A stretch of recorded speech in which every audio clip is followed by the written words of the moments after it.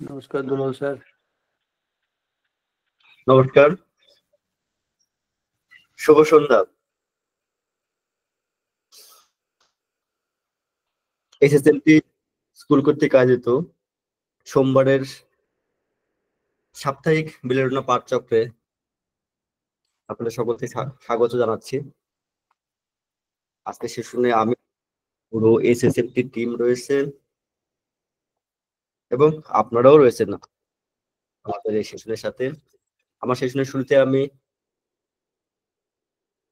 অত্র স্কুলের প্রধান শিক্ষক এবং প্রতিষ্ঠাতা অর্থাৎ গুরু ডাক্তার পুলন কুমার সুর স্যার এবং গুরুমা অর্থাৎ প্রেসিডেন্ট এবং হেডমিস্ট্রেস ডাক্তার মঞ্জুর সুরধর ম্যাডামকেও আমি প্রণাম জানাচ্ছি। আজ আমরা খুব কমন কয়েকটা রুব্রিক্স নিয়ে আলোচনা করার চেষ্টা করব। আলোচনা এই জন্য বলছি, এখানে আপনারাও অংশগ্রহণ করবেন। আমরা একা না, দ্বিপাক্ষিক হবে ব্যাপারটা।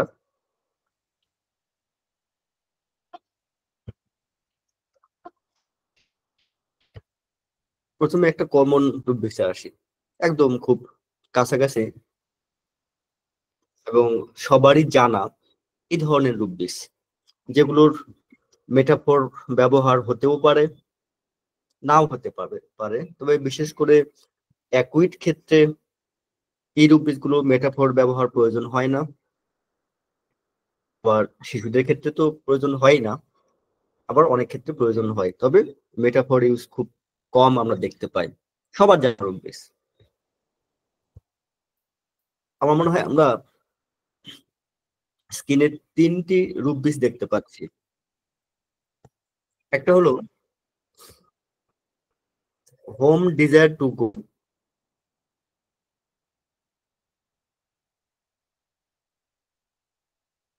এটা আমরা বিশেষ করে মেটাফর ব্যবহার করি, সরাসরিও ইউজ করা যায়। দ্বিতীয়টা মেটাফরও হয়, আবার সরাসরিও হয়। 3 নম্বরটাও একই ধরনের। আমার মনে হয় আমরা সবাই এই হোম ব্যাপারটা কি এটা মনে আমরা জানি। আমরা যদি হোম এর অর্থ করি,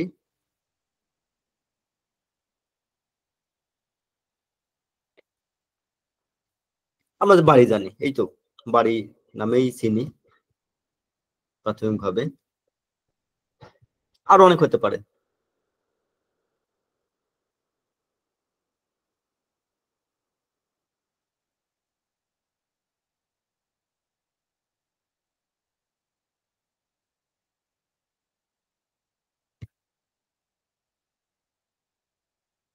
কেমন হতে পারে?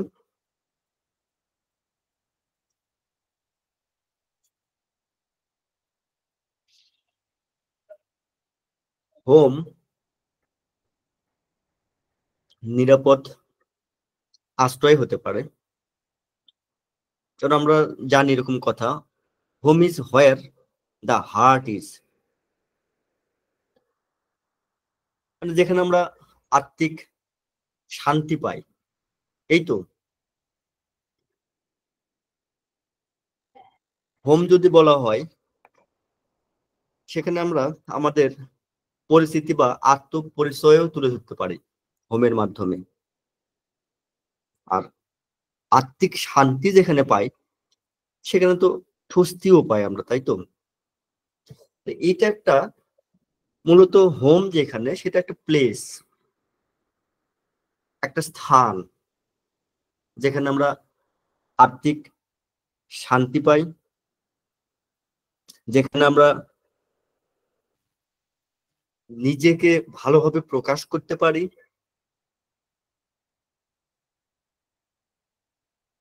নিজের মানে আত্মপরিচয় আমরা দিতে পারি, সেরকম একটা জায়গা। একটা প্রশ্ন হতে পারে, এখানে বেড হলে কি হতো? তাহলে বেড কমফোর্টেবল জোন, শান্তি, আরামায়েশের জায়গা, অথবা বেড হতেও পারে কোন একটা অভিজ্ঞতারও প্রতীক। আবার জীবনের বিভিন্ন যেমন স্তর আছে, সেগুলোকেও কিন্তু আমরা বেড হিসেবে বলতে পারি। যেমন bed of roses, bed of thorns, bed, death bed, এরকম অনেকগুলো কিন্তু ওয়ার্ড আমরা বলতে পারি। আরো অনেক অনেক ওয়ার্ড আছে। এখানেও আবেগ থাকে। মূলত এই জায়গাটায় আমরা কি করি, এই যে কমফোর্টেবল জোন, এক কথায় বেড মানে কমফোর্টেবল জোন, এটা মেটাফোরে। এখানে আসলে আমরা কি করি, আমরা বিশ্রাম বা আরাম করি। মূলত আমরা ক্লান্তি দূর করি এই বিছানায়, শান্তি পাই, স্বস্তি পাই, কমফোর্ট ফিল করি। এটা নির্দিষ্ট একটা জায়গা। এটা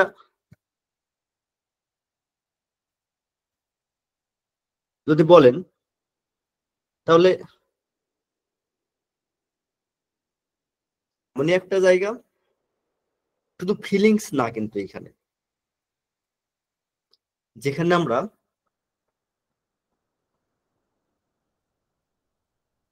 আরামের অভিজ্ঞতাও পাই, আবার শান্তিও পাই। আর হোমে কি হলো, শুধুমাত্র একটা স্থান যেটা আমাদের নিরাপদ আশ্রয়, যেটা আমাদের স্বস্তির জায়গা, এই এতটুকুই।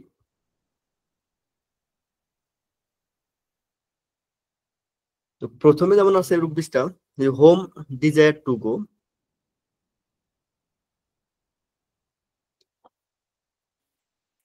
তার মানে ডিজায়ার টু গো হোম, এই রূপবিশটা কি করছে, রুগী কি করে, হোমে ফিরে যেতে চাই। ডিজায়ার টু গো হোম, হোমে যেতে চাই, ফিরে যেতে না, যেতে চাই। তার মানে অর্থ এখানে থেকেই যায় যে সে এখন হোমের বাহিরে আছে। অনেকগুলো অর্থ হতে পারে। অপরিচিত পরিবেশের তীব্র অস্থিরতা, তার হোমে নাই, মামার বাড়ি আছে, সেখানে স্বস্তি পাচ্ছে না। এই জায়গাটা খুব পরিচিত না, খুব যাওয়া হয় না। আমাকে যদি বলা হয়, আমার মনে হয় 7-8 বছরের বেশি হলো মামা বাড়ি গেছি আমি। তো এটা আমার কাছে একটা অপরিচিতই বলা হয়, পরিচিত হলেও এখন অপরিচিত হয়ে গেছে। এবং সর্বশেষ যেবার আমি গেছি, অনেকগুলো বাড়ি হয়ে গেছে ওই রাস্তায়, গ্রামে ঢোকার পরে রাস্তাটা মনে হলো, গলিগুলো চেঞ্জ হয়ে গেছে, আমার চিনতেও খুব কষ্ট হয়ে গেছে। না, আমার কাছে অপরিচিতই হয়ে গেছে জায়গাটা, যদিও আমার মামার বাড়ি। তো ওই জায়গায় যারা আছে, ছোটবেলায় যাদেরকে দেখেছি তারা কেউ নেই। আমার আশপাশে যারা আছে, আমি এখন গিয়ে যাদের দেখতে পাচ্ছি, প্রত্যেকেই অপরিচিত। এবার তো মন অস্থির হয়ে যাচ্ছে, না এইখানে টিকছে না মন, আমার পরিচিত পরিবেশই আমাকে যেতে হবে, আমাকে এখানে ভালো লাগছে না, কিছুতে ভালো লাগছে না। কারণ জায়গাটাও অপরিচিত, মানুষজন অপরিচিত, সবকিছুই কিন্তু আমার কাছে অপরিচিত, একটা অস্থিরতা তৈরি করছে। সুতরাং মামা বাড়ি যাবো, আমি আর থাকবো না, আমি বাড়ি যাবো, আমার খুব কাজ আছে, আমার বাড়ি যেতে হবে। বাট আমি মানসিক ভাবে কিন্তু এখানে এই জায়গাটায় ওইভাবে শান্তি পাচ্ছি না। যেমন ছোট যখন প্রথম স্কুলে পাঠানো হয়, তারা কিন্তু ওই ঘুরে ফিরেই বলে বাড়ি যাবো, ঘুরে ফিরে একই কথা, বাড়ি যাবো। এবং দেখেন এদের ক্ষেত্রে, যেমন আমাদের মন্দির ভিত্তিক কিছু স্কুল আছে, একদম প্রাথমিক মানে প্রাক প্রাথমিক বা তারুণ এসে, এরা এরা এরা একদম আহ নার্সারি বা তারুণ এসে প্লে, এদিকে মানে এটা কেবল শুরু হচ্ছে, হাতে খড়ি হয়েছে। তো দেখা যায় ওই মন্দির ভিত্তিক বা মসজিদ ভিত্তিক যে ইগুলো আছে, স্কুল আছে, তো সেখানে গিয়ে মা বা তার ঠাকুরমা বা আরো কেউ যে বসে থাকে পাশে, যদি বসে না থাকা হয়, ওই ঘুরে ফিরে একটা কথা বাড়ি যাবো। এবং ওই ঘুরে ফিরে এক কথা, বসে থাকলেও বলে, না থাকলেও বলে। বসে থাকলে কি করা যায়, তাকে কিছুক্ষণ বুঝিয়ে আটকানো হয়তো যায়, আর বসে না থাকলে কিন্তু আটকানো যায় না, বাড়ি যাবো। আর ওইখানে তো তার পরিবেশ মিলছে না, তাকে ওভাবে বসে থাকতে হচ্ছে, পড়তে হচ্ছে। ওইখানে আর কি পড়াশোনা হয়, অত ছোট বাচ্চাদের কি চাপ দেওয়া হয় বা কি বলা হয়। কিন্তু পরিবেশটা তো আলাদা, তার মতো তো না। সে তো শান্তি পাচ্ছে না, সে তো খেলতে পারছে না, সে তো দৌড়াতে পারছে না তার মতন করে। তাহলে তীব্র কিন্তু আকাঙ্ক্ষা থাকে বাড়ি যাওয়ার, সেটাও হতে পারে। আর অশারীরিক পরিবেশ তো বললাম, এরকম একটা ব্যাপার যে হোম ডিজায়ার টু গো। আমাদের রোগীদের সাথে এখানে কি সম্পর্ক? আমরা বিশেষ করে এটা খুব কমন একটা শেড বা কমন রোগী ভাষ্য থেকে নিন এরকম ভাবে যে অনেক আগে আপনার কাছে ওষুধ খেয়েছি, খেয়ে সেটা এই রোগে হোক বা অন্য রোগে হোক, বিশেষ করে একই রোগ হলে তো কথাই নেই, আমি বেশ ভালো ছিলাম। কিন্তু মাঝে আমি তো এখানে ছিলাম না, আমি একটু বাইরে ছিলাম। আপনার কাছে আমার যখন এই রোগটা শুরু হলো, আসতে পারেনি অনেক দূরে থাকার জন্য। এবং আসলে আপনার নাম্বারও ভাবে ছিল না, অনলাইন যোগাযোগ করবো কিভাবে, তাও পারেনি। কিন্তু আমি ওষুধ যতই খাই, আমি তখন থেকে একটাই চেষ্টা করছিলাম, আমি কিভাবে বাড়ি ফিরে এসে আপনাকে দেখাবো।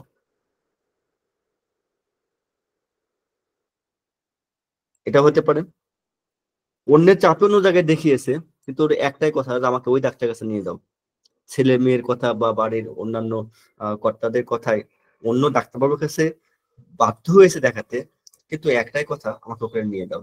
আবার এমনও হতে পারে যে কারণে হোক অন্য ডাক্তারবাবুর কাছে গেছেন, কাজ হচ্ছে না, এখন বলছে আমাকে ওই ডাক্তারবাবুর কাছে নিয়ে যাও, আমাকে আগে যে ডাক্তারবাবু কাছে আমি গেছিলাম ওখানে নিয়ে চলো।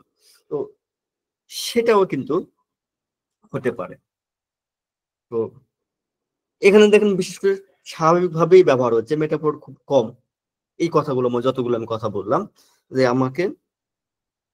আমি আমার হোমে যেতে চাচ্ছি, ডিজায়ার টু গো হোম, মানে হোমেই আমি ফিরে যেতে চাচ্ছি, খুব বেশি নাই। দ্বিতীয় রূপে দেখেন সে কি বলছে, delusion home, away from home he is must get there. সে দ্বিতীয় রূপটাই সে বলছে যে আমি নেই এখানে, হোম থেকে আমি দূরে আছি, আর আমাকে ওখানে যেতেই হবে, আমাকে নিয়ে চলো। এইটার সাথে বিশেষ করে টেরিলিয়াম স্টেটটা খুবই জড়িত, যদিও এটা ডেলুশন দিয়ে আছে। এবং এই জায়গাটাই মেটাফরিক ইউজটাই বেশি হয়, এই রূপ বিষটা বিশেষ করে জ্বরের চরম অবস্থায় হতে পারে, বা আনকনসাসনেস যে অবস্থা সেখানে হতে পারে, স্ট্রোকের পরে হতে পারে। আবার যদি বলেন বৃদ্ধ বয়সে যে স্মৃতিভ্রম গুলো হয়, সেক্ষেত্রেও হতে পারে। মাথায় আঘাত পেয়েছে, তারপরেও হতে পারে। বাড়িতেই আছে, কিন্তু বলছে যে এ আমাকে তোরা কোথায় নিয়ে এসেছিস, বাইরে নিয়ে চল, এক্ষুনি বাইরে নিয়ে চল, আমাকে যেতেই হবে বাড়িতে। আমি একটা রুগী দেখেছিলাম, বাড়িতেই আছে, তার জামা কাপড় সব একটা লুঙ্গির মধ্যে সব বেঁধে পুটলি করে বেঁধে নিয়েছে, নিয়ে বাড়ি থেকে রওনা দিচ্ছে। ওর 5টা ছেলের বউ, 5টা ছেলে, মানে উম, উঠান একটাই, বাড়িগুলো আলাদা। তো সবাই তাকে ধরেছে, প্রথম যে দেখতে দেখতে পেয়েছে, দেখে আটকানো পারছে না সে, বাকিদের ডাকছে, ছেলে যে যে ছিল বাসায় ডাকছে, আব্বা কি কোথায় যাচ্ছেন আপনি, কি ব্যাপার কোথায় যাচ্ছেন, তা আমি বাড়ি যাচ্ছি, আর আমার বাড়ি যেতে হবে, আমি বাড়ি যাচ্ছি, অনেকদিন হয়ে গেল তো, এতদিন থাকা যাবে না, তোমার শাশুড়ি বকবে। বৌমাদের আবার কিন্তু বলে তোমার শাশুড়ি বকবে, এতদিন থাকা যাবে না। এদিকে আবার ঠিক আছে, কিন্তু আমাকে এখনই যাওয়া লাগবে, অনেকদিন হয়ে গেছে তো, আর থাকা যাবে না, আমি বাড়ি যাচ্ছি। একদিন না, অনেকবার কিন্তু এই ঘটনা ঘটেছে, বারবার এই ঘটনা কিন্তু সে ঘটিয়েছে, তাকে ধরে আটকানো যায় না, যে আব্বা আপনি তো বাড়িতেই আছেন।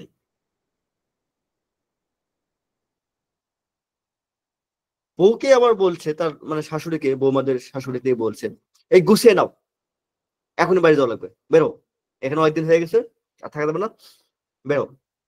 ও ঘুরে কিন্তু এরকম করছে, এক্ষুনি যাওয়া লাগবে আমার, না গেলে হবে না।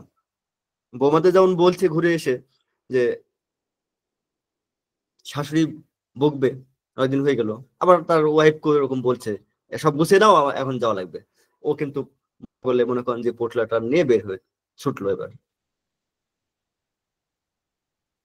তো ওই রোগীর ক্ষেত্রেও কিন্তু এরকম ভাবনা আসতেই পারে, সে বাসায় আছে কিন্তু মনে করছে বাসায় নেই, বাড়িতে আছে বাড়িতে নেই, এবং এখনই যাওয়া লাগবে, মাস্ট গেট দেয়ার, যাওয়াই লাগবে, যেতেই হবে তাকে। সে কিন্তু এই ফিলিংসটা দেবে, ওই ধরনের কন্ডিশনে কিন্তু আমরা এই ফিলিংস গুলো পাই।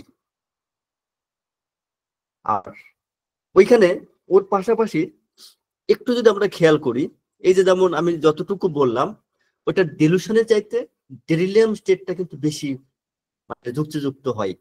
কারণ বৌমাকে এক ধরনের বলছে শাশুড়ি বকবে, এখনই বাড়ি যেতে হবে, আবার স্ত্রীকে বলছে গুছিয়ে নাও বাড়ি যাওয়া লাগবে। এটা কিন্তু অসংলগ্ন কথা, ডিলমেট অফ মাইন্ড। এটা ডেলুশনের চাইতে কিন্তু ডেলিরিয়ামটা বেশি এখানে, এটাই প্রবল। সেক্ষেত্রে কিন্তু ডেলিরিয়াম হোম ওয়ান্টস টু গো, এটা বেশি যুক্ত। যদি ওই একই ধরনের কথা থাকতো, বৌমাকেও যা বলছে শাশুড়িকে তাই বলছে, তাহলে আমরা আগে রুবিশটা নিতে পারতাম। যখনই দুই রকম কথা দুজনকে বলছে, বৌমাকে চিনতে পারছে, বাড়ি চিনতে পারছে না, ব্যাপারটা ডেরিলাম হয়ে গেল না? আর যদি সব চিনতে পারে, সব ধরনের কথা ঠিক আছে, কিন্তু ওই একটাই কথা ঘুরে ঘুরে বলছে, ঘুরে ওই একটাই যে আমি, আমাকে বাড়ি নিয়ে চল, বা আমি বাড়ি যাবো, অনেকদিন হয়ে গেল, বাড়ি যেতে হবে, এখনই যাওয়া লাগবে, আর দেরি করা যাবে না, অনেকদিন হয়ে গেছে, আর আর থাকা যাবে না। তাহলে আমরা ওইভাবে নিতে পারতাম। এই রুবিস গুলো খুব আমাদের বিপদেই ফেলে দেয়।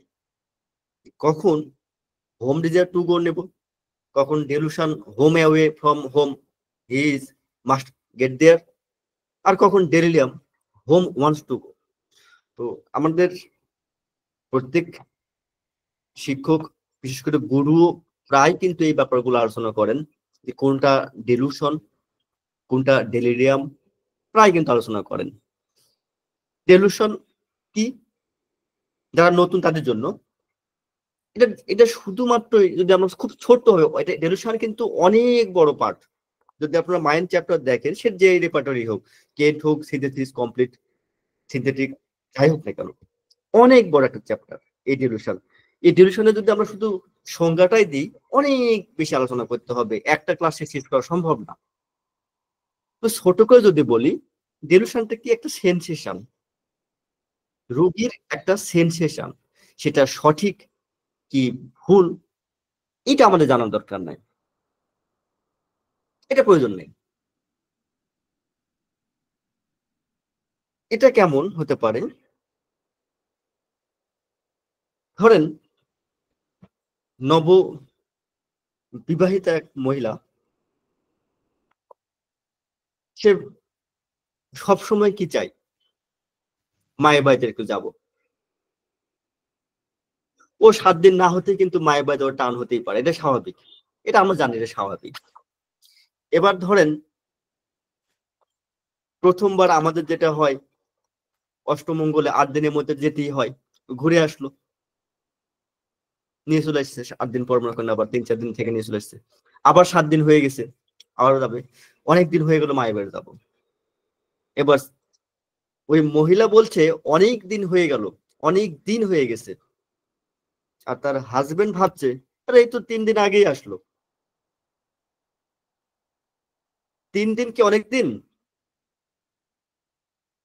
তার স্বামীর কাছে 3 দিন মাত্র, এ তো 3 দিন হলো, তার শ্বশুর শাশুড়ির কাছে 3 দিন, ননদের কাছে 3 দিন, আর ওই ভদ্রমহিলার কাছে কিন্তু অনেক দিন হয়ে গেল। যদি এরকম হয়, দুটাই ঠিক, তার আকাঙ্ক্ষা তার কাছে যেমন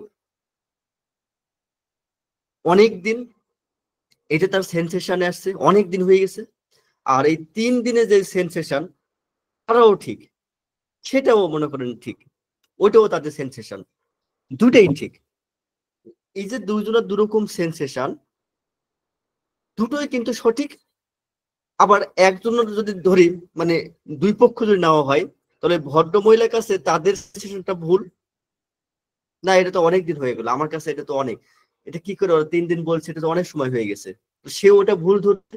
আবার এরা বলছে 3 দিন, এটা বেশি হয়ে গেল, কয়েকদিন হয়ে গেল, এরা আবার কিন্তু ভুল ধরছে স্বামী পক্ষ বা তার পরিবার থেকে। এই ভুল ধরুক, এটা বিষয় না, সে কি মনে করছে। আবার ধরেন,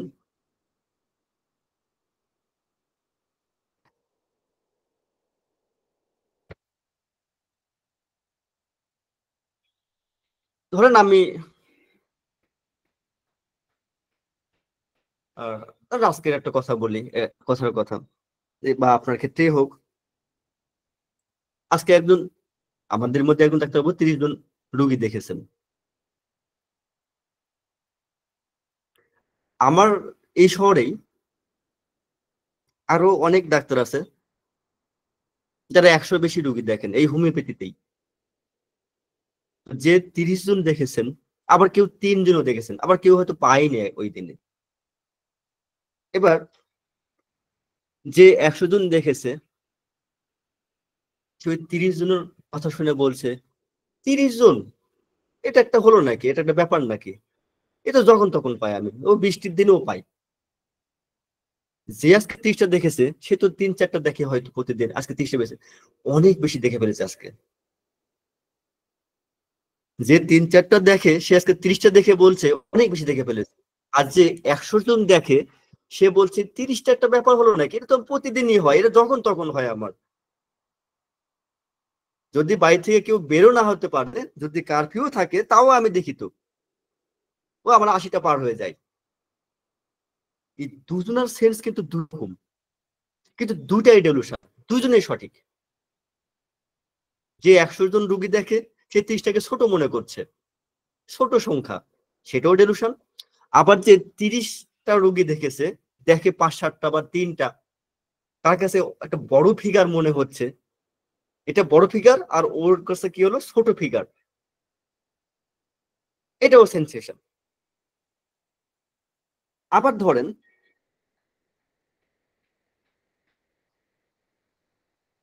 এই যারা কেবল ধরেন ক্লাস 1-2 এ পড়ছে, ভর্তি হয়েছে, তাদের বইগুলো কত চিকন চিকন।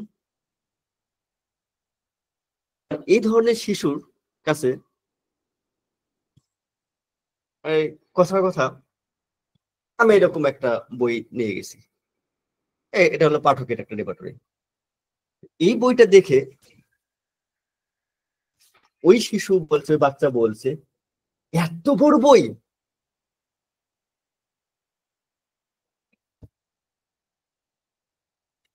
এবার আমি একটু মুচকি হেসে মনে মনে বলছি, এই বইটা কি এত বড় বলছিস, তাহলে কমপ্লিট রেপার্টরি, সিনথেসিস রেপার্টরি বা এরকম এই বইগুলো দেখলে কি বলবি, এটা বড় বই হলো। এবার দেখেন, আমার কাছে এই ব্যাপারটা ছোট মনে হলে বইটাকে, এটা আমার সেন্সেশন। আর ওই বাচ্চার কাছে কিন্তু বইটা অনেক বড়, তো সে তো এরকম চিকন চিকন চটি বই দেখে, 5-7 পাতার 10 পাতার বই, তার কাছে তো ওটা বড় বই, অনেক বড় বই, ওরও ওইটা সেন্সেশন। দুইজনের কাছে দুটাই সঠিক। সে কিভাবে ভাবলো, তার কাছে সেন্সেশনটা কি, তার সেন্সটা কি, এটাই কিন্তু ডেলুশন। রুগী তিলকে তাল বলে বলছে আমার কাছে, আমাদের কাছে এসে তিল হয়েছে, তিল বলছে তাল, ওইটাই তার সেন্স।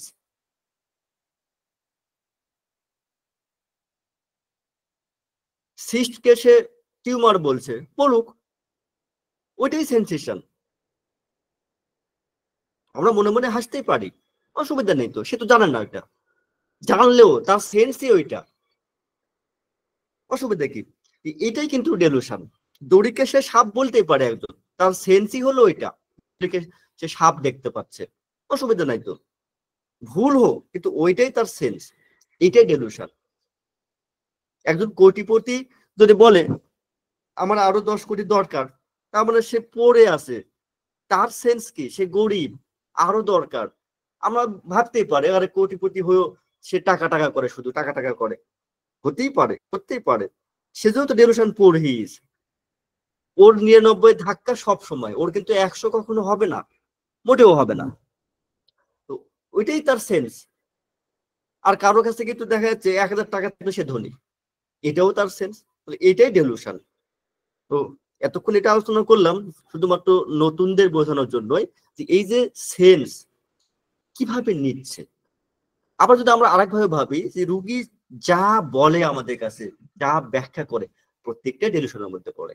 আমরা যদি মনে করি প্রত্যেকটা কথাকেই ডেলুশনে কনভার্ট করতে পারবো, কিন্তু ফিলিংস তো প্রত্যেকটা কথাই থাকে না, তাই আমরা এটা নিতেও পারি না।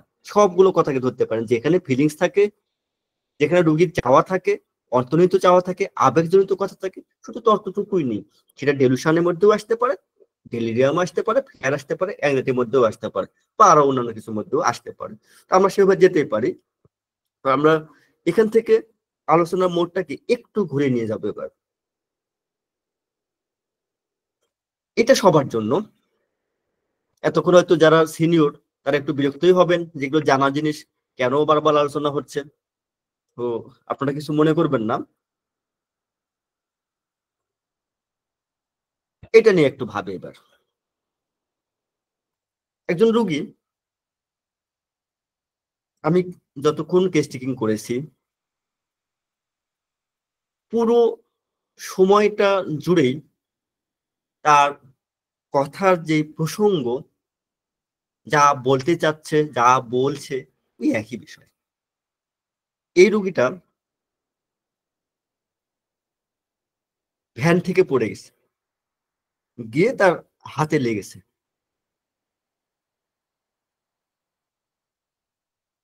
তো বেশ ফুলে আছে, এক্সরে করানো হয়েছে, তেমন আঘাত পেয়েছে, সেভাবে চোট পেয়েছে, কিন্তু কোনো সেরকম ক্ষতি হয়নি, ফেটে যায়নি বা ফ্র্যাকচারও হয়নি। তো ফুলে আছে, ব্যথা করছে। তো সে ঘুরে ফিরেই একটা কথা, যে আমি তো এখন হাত তো নড়াতে পারছি না, ডাক্তারবাবু আমি আগের মতো লিখতে পারবো তো? ডাক্তারবাবু আমাকে কি থেরাপি দেওয়া লাগবে, ফিজিওথেরাপি দিতে হবে?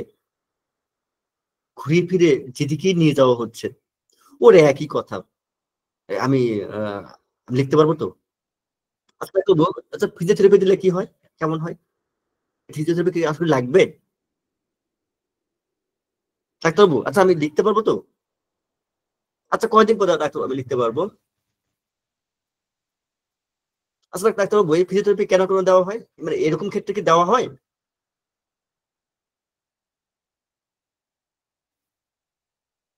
ঘুরে ফিরে কিন্তু ওই লেখা, লিখতে পারবো কিনা, কতদিন পর লিখতে পারবো, থেরাপি দিতে হবে কিনা, এই কথাই ঘুরে ফিরে যেদিকেই প্রসঙ্গ ঘুরে নিয়ে যাওয়া হয়, ও ঘুরে কিন্তু ওখানে আবার আসে। আমি লিখতে পারবো কিনা, আগের মতো আমি লিখতে পারবো কিনা, আর এর জন্য আমাকে কোনো থেরাপি দিতে হবে কিনা। আমি কি একটু তাহলে মানে আপনার পরে কি একজন ফিজিওথেরাপিস্টকে দেখাবো?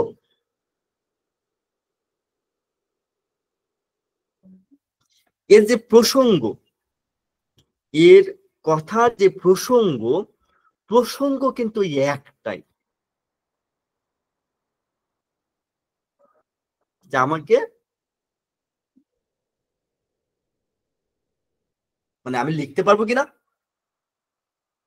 আর আমাকে থেরাপি দিতে হবে কিনা। যতক্ষণ কেস টেকিং করা হয়েছে, আমি বহু দিকে নিয়ে যাওয়ার চেষ্টা করেছি, এই রোগী যায় না,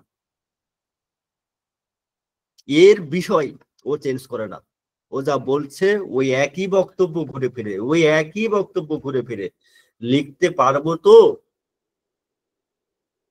এজন্য কোনো থেরাপি দরকার আছে কিনা, কোনো থেরাপিস্টকে দেখাবো কিনা, ওই যে মেশিন দিয়ে ওই যে ভাইব্রেট দেয়, ওগুলো কি দরকার, ওগুলো কি উপরে আসে? ওই ঘুরে ফিরে কিন্তু ওই কি ভাববো। আমাদের আশিস দা দিয়ে দিয়েছে ডেলিরিয়াম লাইট ডিজার্ভ ফর, আসলে কি ডেলিরিয়াম লাইট ডিজার্ভ ফর? আর একটু ভাবি তো, এরকমটাই কি?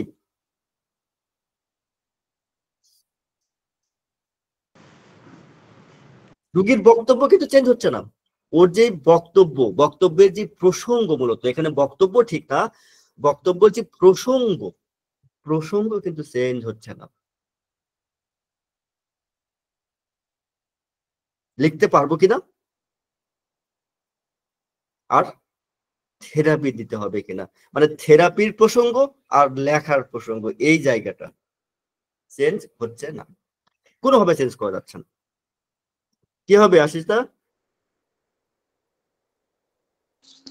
হ্যাঁ দাদা ঠিক আছে। ওই ও আগের অবস্থায় ফিরে যেতে যাচ্ছে এবং সেটি আপনার কাছ থেকে জানতে চাচ্ছে। একদিকে লাইট আর একদিকে হোম, দুটোই চাচ্ছে মনে হয়। দুটা মিলে এক জায়গায় করে দেন, এক জায়গায় তাহলে তো কেমনে সেট করবো? চেঞ্জ হয়ে যাবে। তাহলে তো সেট মানে এই যে দেখেন, সবসময় প্রশ্ন থাকলেই কিন্তু লাইট নাও হতে পারে, লাইট হবে এমনটা কিন্তু না। জানতে চাচ্ছে একভাবে যদি আমরা ভাবি, অবশ্যই লাইট ডিজার্ভ ফর। এবার দেখেন, ভালো করে আমরা জানি, বিশেষ করে নতুন যারা, তারা একটু এটা একটু খেয়াল করবেন, রোগী কি বলছে, মানে কোন কথাটা সে উচ্চারণ করছে, এটা আমাদের কাছে গুরুত্বপূর্ণ কিছু না। ওই কথার মাধ্যমে কি বলতে চাচ্ছে, কি মেসেজ আমাদের কাছে দিচ্ছে, সেটা কিন্তু আমাদের কাছে গুরুত্বপূর্ণ।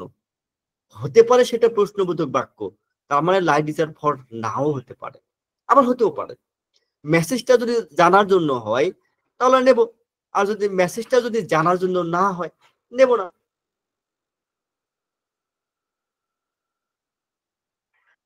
তাই না? হরে কৃষ্ণ স্যার, সুন্দর বলেছেন, সুন্দর। এই ব্যাপারটা বারবার বলছে, পুনরুক্তি হলেই ডেলিরিয়াম হয় না। এবার যদি তার জেস্টারে বলেন, তার ফেসিয়াল, যে ফেসিয়াল এক্সপ্রেশন, সবকিছু মিলে যদি মনে হয় যে সে ডেলিরিয়াম স্টেটে আছে, স্বাভাবিকভাবে বলছে না, চোখ মুখ মানে ভয়, ভয়ে ডুবে আছে, বা আরো অন্য কোনো ভাবে আছে, আতঙ্কে আছে,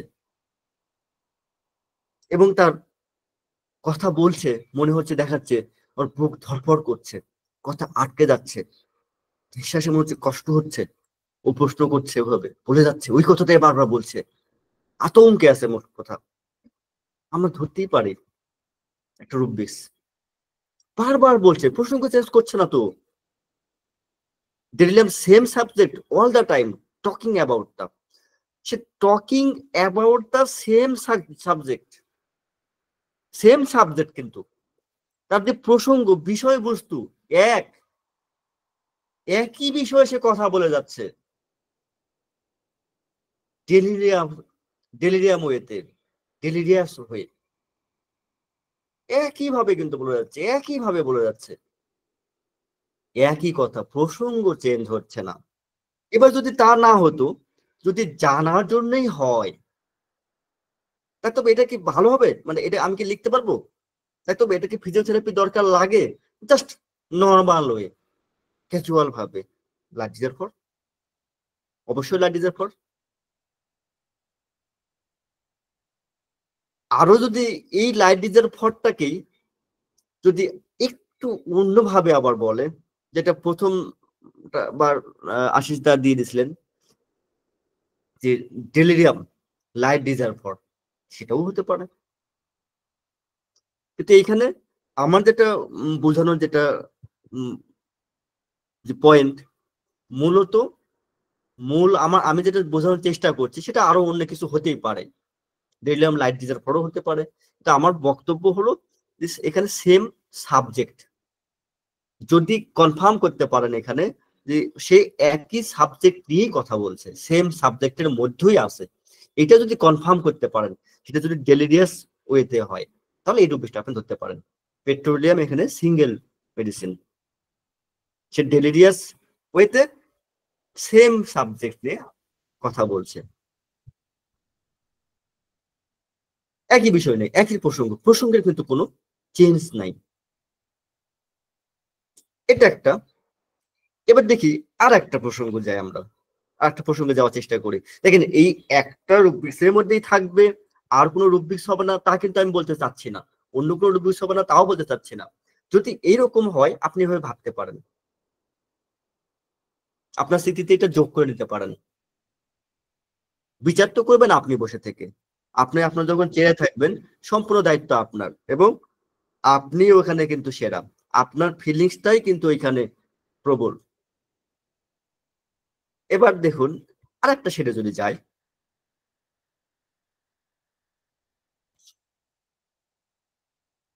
এই জায়গাটায় কোন পর্যায়ে বোঝাতে চাচ্ছি আশা করি আপনারা বুঝতে পেরেছেন। এ মূলত সেক্সুয়াল কন্ট্যাক্টে গিয়ে এর সক্ষমতা হারিয়ে ফেলেছে, অ্যাবিলিটি ছিল না, এতদিন ছিল, আজ নাই, আজ পরাজয়। কতদিন জানার দরকার নেই আমার, তার ফিলিংসটা ওরকম। এই যে পরাজয় হলো, একদিনের পরাজয়, এবং এই পরাজয়ের পর তার এই ফিলিংস এসে পৌঁছেছে সে।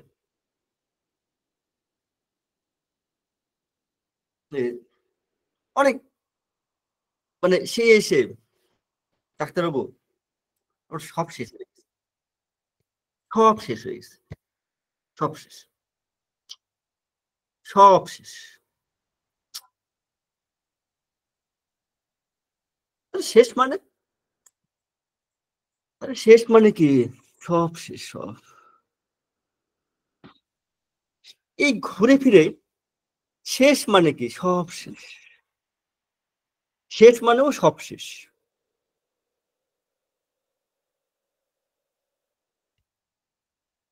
ক্রমাগত কিন্তু বলছে ওই একই কথা। প্রশ্ন যাই করি, প্রসঙ্গ যেদিকেই ঘুরে নিয়ে যাই, ওর একটাই, কিচ্ছু বলার নাই আমার, এটাই আমার বক্তব্য, এটাই। আমার আমার সব শেষ, সব শেষ হয়ে গেছে।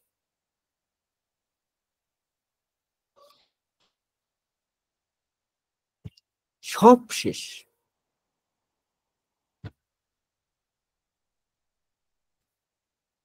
অনেক কথা তো বলতে পারে না, অনেক ধরনের বিবরণ দিতে পারে, ই দিচ্ছে না।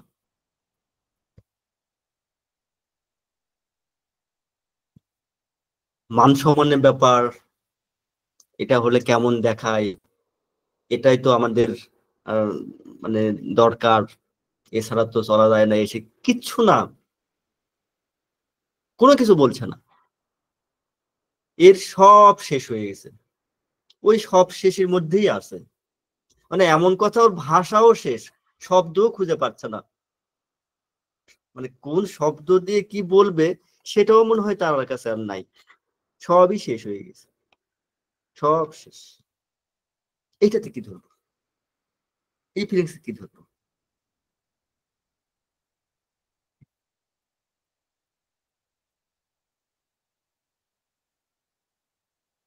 বলেন। আচ্ছা আরেকটু আগে দিই, ছোট বাচ্চাদের ক্ষেত্রে পেতেই পারি আমরা, বড়দের ক্ষেত্রেও পারি, পাই। জ্বর যখন প্রবল, চরম অবস্থা, সবচেয়ে বেশি যখন জ্বর, তখন ওই শিশুটা বলছে আমি বাবার কাছে যাব, আমি বাবার কাছে যাব, আমি বাবার কাছে যাব। জ্বরের ঘরে কিন্তু বলছে আমি বাবার কাছে যাব।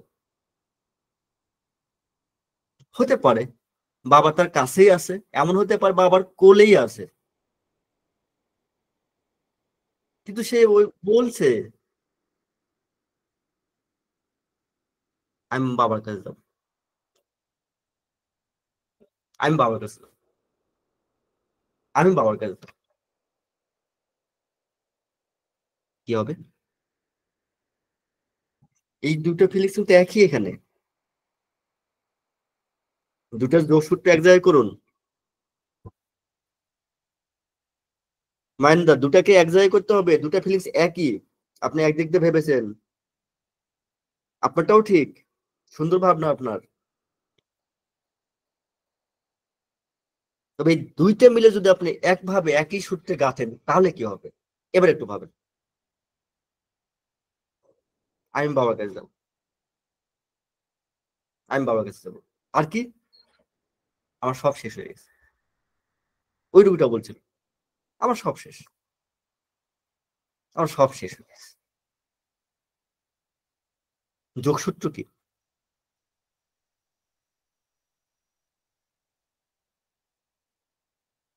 এই দুটো রোগীর যোগসূত্রটা কি বলুন? ডাক্তার তন্ময় সরকার। দুটা তো এসে মানে ও বারবার ওই একই কথা বলতেছে, একই সেন্টেন্স বলতেছে। আচ্ছা, ডেলিরিয়াম রিপিট দ্য সুন্দর। Same sentence. আচ্ছা, সুন্দর, ধন্যবাদ আপনাকে। আমার জানা মতে আপনারা সবাই জানেন এটা, সবাই জানেন। একই সেন্টেন্স বারবার বারবার বারবার বলছে, একই বাক্য কিন্তু বলছে, একই বাক্য বলছে। আগের রুগীটা প্রথম যে সেটাতে কি হচ্ছিল? একই সাবজেক্টে একই প্রসঙ্গে সে বলেছে, একই প্রসঙ্গ নিয়েই কথা বলেছে। লিখতে পারবো কিনা আর তার মানে লিখতে পারার ফিজিওথেরাপির যে ব্যাপার, এটা নিয়ে সে কথা বলেছে, ওইটা নিয়ে বলে যাচ্ছে, ওইটা নিয়ে বলছে। আর একই বাক্য বারবার বলছে, একই বাক্য কিন্তু বারবার বলছে। একটা প্রসঙ্গ নিয়ে বলছে ডেরিলিয়াম স্টেটে, আর এও বলছে ডেরিলিয়াম স্টেটে। একই বাক্য বারবার বলছে। ডেরিলিয়াম স্টেট যদি পেয়ে যান আপনি, আর দেরি করার দরকার নেই, এই রুবিশটা অবশ্যই নিয়ে নেবেন। ওনার রুবিশটা ঠিক ছিল। Delirium repeats same sentence or words, এখানে ক্যাম্ফোর সিঙ্গেল। সেম সেন্টেন্সও হতে পারে, সিনথেসিসে শুধু সেম সেন্টেন্স পর্যন্ত রয়েছে, আর কমপ্লিটে কিন্তু অর ওয়ার্ডসও আছে, এটা যোগ করা আছে। তার মানে সেম সেন্টেন্সও হতে পারে, আবার সেম ওয়ার্ডও হতে পারে। এখানে কিন্তু সিঙ্গেল ক্যাম্ফোর। তাহলে ওখানে প্রসঙ্গ হলে কিন্তু কোথায় চলে গেল? পেট্রোলিয়ামে। আর যদি সেম সেন্টেন্স বা ওয়ার্ডে আসে তাহলে ক্যাম্ফোরে। এটা একটু ভাবতে হবে। এখনই যে বুঝে যাব, যারা একদম নতুন তাদের কাছে অনেক অনেক এটা কঠিন হতে পারে। আপনারা লিখে রাখুন এবং এটা নিজেরাই ভাবেন, এটা নিয়ে ভাববেন, ভাববেন, ঠিক মিলাতে পারবেন। আজ হয়তো মিলবে না, কিন্তু মিলবে, অবশ্যই মিলে যাবে।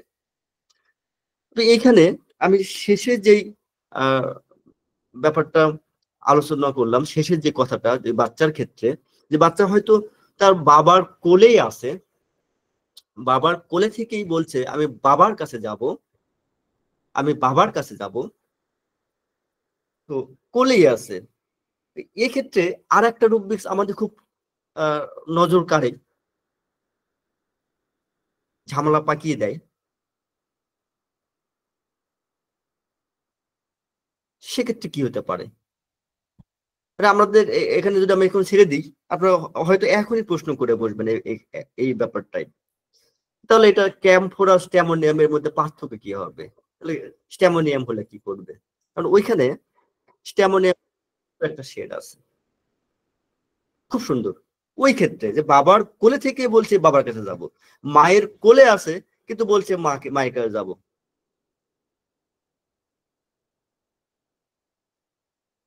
রুবিসটা কি? তাহলে আমরা তো ক্যাম্ফোরের রুবিসটা পেয়ে গেছি, স্ট্যামোনিয়ামের রুবিসটা কি? এখানে দুটো এক জায়গায় দিয়েছি আমি। Delirium calls for parents who are present trying to console. দেখেন একজন যে ক্যাম্পোরের, সে একটা সেন্টেন্স বা একটা ওয়ার্ডই বারবার করছে, বারবার বারবার বারবার ডেলিরিয়াসলি উচ্চারণ করে যাচ্ছে। আর এই বাচ্চাটাকে, স্ট্যামোনিয়ামের বাচ্চাটাকে তার বাবা মা কনসোল করছে। সে হয়তো কাঁদছে বা তাকে বা কান্না করছে না, সে এমনিই বলছে, ওভাবে জ্বরে ঘুরেই বলছে যে মা আমাকে কোলে নাও, আমি মায়ের কাছে যাবো, মা মা আমাকে কোলে নাও, বা মায়ের কাছে যাবো। যে কোনো একটাই বলছে, একটাই সেন্টেন্স বারবার বলছে, আমাকে কোলে নাও। এবার মা কোলে নিয়ে তাকে হয়তো বলছে, এই তো বাবা, বাবা আমি তো, তুমি তো আমার কাছে আছো বাবা, এই তো বাবা আমি তো আছি এখানে, এই তো আমি মা বলছি, দেখো দেখো তুমি মায়ের কাছেই আছো বাবা, দেখো দেখো। অথবা বাচ্চাটা কান্না করছে। এরকম অনেক বাচ্চা কিন্তু আমরা পাই। বাচ্চা জ্বরের ঘোরে বা অন্য কোনো রোগে পড়ে আছে, সে বাচ্চাটা কিন্তু এরকম ভাবে ওই অসুস্থ অবস্থায়, রোগীর চরম অবস্থায় কান্না করছে আর বলছে মায়ের কাছে যাবো, বাবার কাছে যাবো, বা সে যাকে চাচ্ছে যে কোনো একজন হতেই পারে, সে বারবার বলছে আমি তার কাছে যাবো। আর সে হয়তো তার কোলেই আছে, সে যার কাছে যেতে চাচ্ছে তার কোলেই আছে, কোলে থাকা অবস্থায় বারবার বলছে আমি তার কাছে যাবো। আর যে কোলে নিয়ে আছে সে বোঝানোর চেষ্টা করছে, এই তো বাবা আমি তো বলছি বাবা, আমি দেখো দেখো দেখো আমি তো আছি, এই তো তোমার বাবা, বাবা বলছি তো আমি, দেখো তুমি বাবার কাছে আসো। সে কন্ট্রোল করার চেষ্টা করছে যে দেখো তুমি তো তোমার বাবার কোলেই আসো। কিন্তু ও কি করছে, ও তো ডেরিলিয়াম স্টেটে আছে, সে তো আর দেখতে পাচ্ছে না, বুঝতে পারে ওই জিনিসটা মাথায় ঢুকছে না, তার কিভাবে ঢুকবে, সে তো ডেরিলিয়াম স্টেটে আছে। সে যে বাবার কোলে আছে সে তো সেটা বুঝতেই পারছে না, কি করে বুঝবে? সে তো ডেরিলিয়াম স্টেটে, ওই কথা হয়তো শুনছেও না, হয়তো মানে কি সাধারণত কেউ শুনবেই না, ওটা বুঝবেই না, ওটা শুনবেই না, চেষ্টাই করবে না। সে তো তার মতন করে বলছে আমি বাবার কাছে যাবো, সে তো একটা ঘোরের মধ্যে আছে। এ যতই কন্ট্রোল করুক, এই কন্ট্রোলে কোনো কাজে আসে না এখানে। তো ওই ক্ষেত্রে কন্ট্রোল করা হচ্ছে, কিন্তু ওরকম ভাবে সে বলছে, যে ব্যক্তি কন্ট্রোল করছে তার কোলেই হয়তো আছে, বাড়িতেই আছে, আবার বলছে আমাকে বাড়ি নিয়ে চলো, বাড়িতেই আছে, বাড়িতে নিয়ে চলো, মেয়ের বাড়িতে আছে বলছে মেয়ের বাড়ি যাব। হতেই পারে। অনেক বয়স্কদের বা এরকম মানসিক রোগীদের ক্ষেত্রে স্টেট পাওয়া যায়, তখন যে শুধুমাত্র ওই হোম ডিজায়ার টু গো দিয়ে হবে, নাও হতে পারে। মেয়ে বাড়ি যাবে কিন্তু মেয়ে বাড়িতে আছে, বাবা তুমি তো বাড়িতেই আসো, বা তুমি তো মেয়ের বাড়িতে আসো, দেখো বাবা দেখো এটা আমার বাড়ি তো, তুমি তো আমার বাড়িতেই আসো। না, আমি ওই মেয়ের বাড়ি যাব, কিন্তু ওই মেয়ের বাড়িতে আসো, হতেই পারে। তাকে কন্ট্রোল করা হচ্ছে, কিন্তু সে বুঝতে পারছে না, সেটা শুনছে না, ওটা কানেই যাচ্ছে না। সে কিন্তু ওইভাবে ডেরিভেটিভ বলেই যাচ্ছে। আর বাচ্চাদের ক্ষেত্রে সাধারণত বাচ্চারা ভাবে কেঁদেই যায় কেঁদেই যায় কেঁদেই যায়, এবং ওভাবে বলে যায়, কাঁদছে আর বলছে কাঁদছে আর বলছে, একই কথা, তার চাওয়াটা এক, কিন্তু কন্ট্রোল করেও কোনো লাভ হচ্ছে না। আর এই দুটাই এখানে পার্থক্য, যে ক্যাম্প ফোরে কি করছে, সেম ওয়ার্ড, সেখানে কিন্তু কোনো কন্ট্রোলের ব্যাপার ট্যাপার নেই, কন্ট্রোলে কোনো কাজে আসছে না, বা ওরকম তার চাহিদাও থাকে না, বা ওরকম পরিবেশও হয় না তাকে কন্ট্রোল করার, সেম সেন্টেন্স বা ওয়ার্ড করে যাচ্ছে। আর এই স্ট্যামোনিয়ামে সেও ডেরিলিয়াম স্টেটে ক্যাম্ফোরের মতনই আছে, কিন্তু তাকে কন্ট্রোল করা হলো, ওভাবে সে থামছে না বা বুঝছে না, বোঝার চেষ্টাও করছে না। খুব পেঁচিয়ে যায় কিন্তু এই দুটা স্টেটে, দুটো মানে তিনটাতে পেঁচিয়ে যায়। এখন যে তিনটা রূপ বেশ আমরা বললাম, সবগুলো পেঁচানো। আরেকটু এগিয়ে যাওয়ার চেষ্টা করি।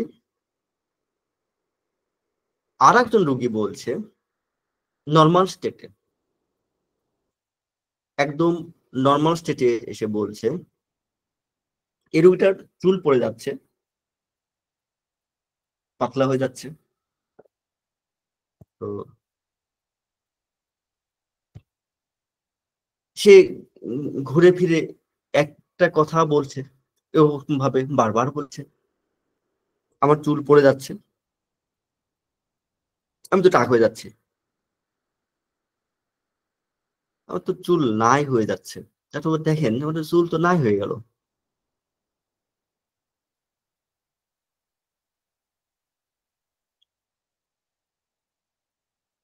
দেখেন আমি টাক হয়ে যাচ্ছি, দেখেন দেখেন, এই যে চুল পড়ে পড়ে আমি টাক হয়ে যাচ্ছি, আমার তো চুল নাই হয়ে যাচ্ছে। এই একটা কথার মধ্যে আছে, ডেইলি লাইফ স্টেটে নয়, স্বাভাবিক ভাবে একদম ক্যাজুয়াল বলছে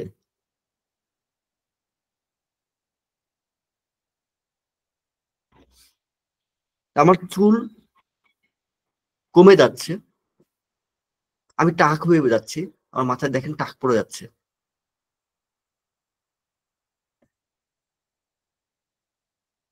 এতটুকুর মধ্যে থাকছে। চুল পড়ে টাক হয়ে যাচ্ছে, এই প্রসঙ্গের মধ্যে থাকছে প্রথম শেডের মতন, সেম সাবজেক্টের মতন। ওইখানে ডেরিলিয়াম স্টেট ছিল, এইখানে ডেরিলিয়াম নাই। এটা আমাদেরকে নির্ণয় করতে হবে। আমরা যখন আমাদের চেম্বারে থাকবো বা ক্লিনিকে থাকবো তখন নির্ণয় করতে হবে আসলে ডেলিরিয়াম কি না।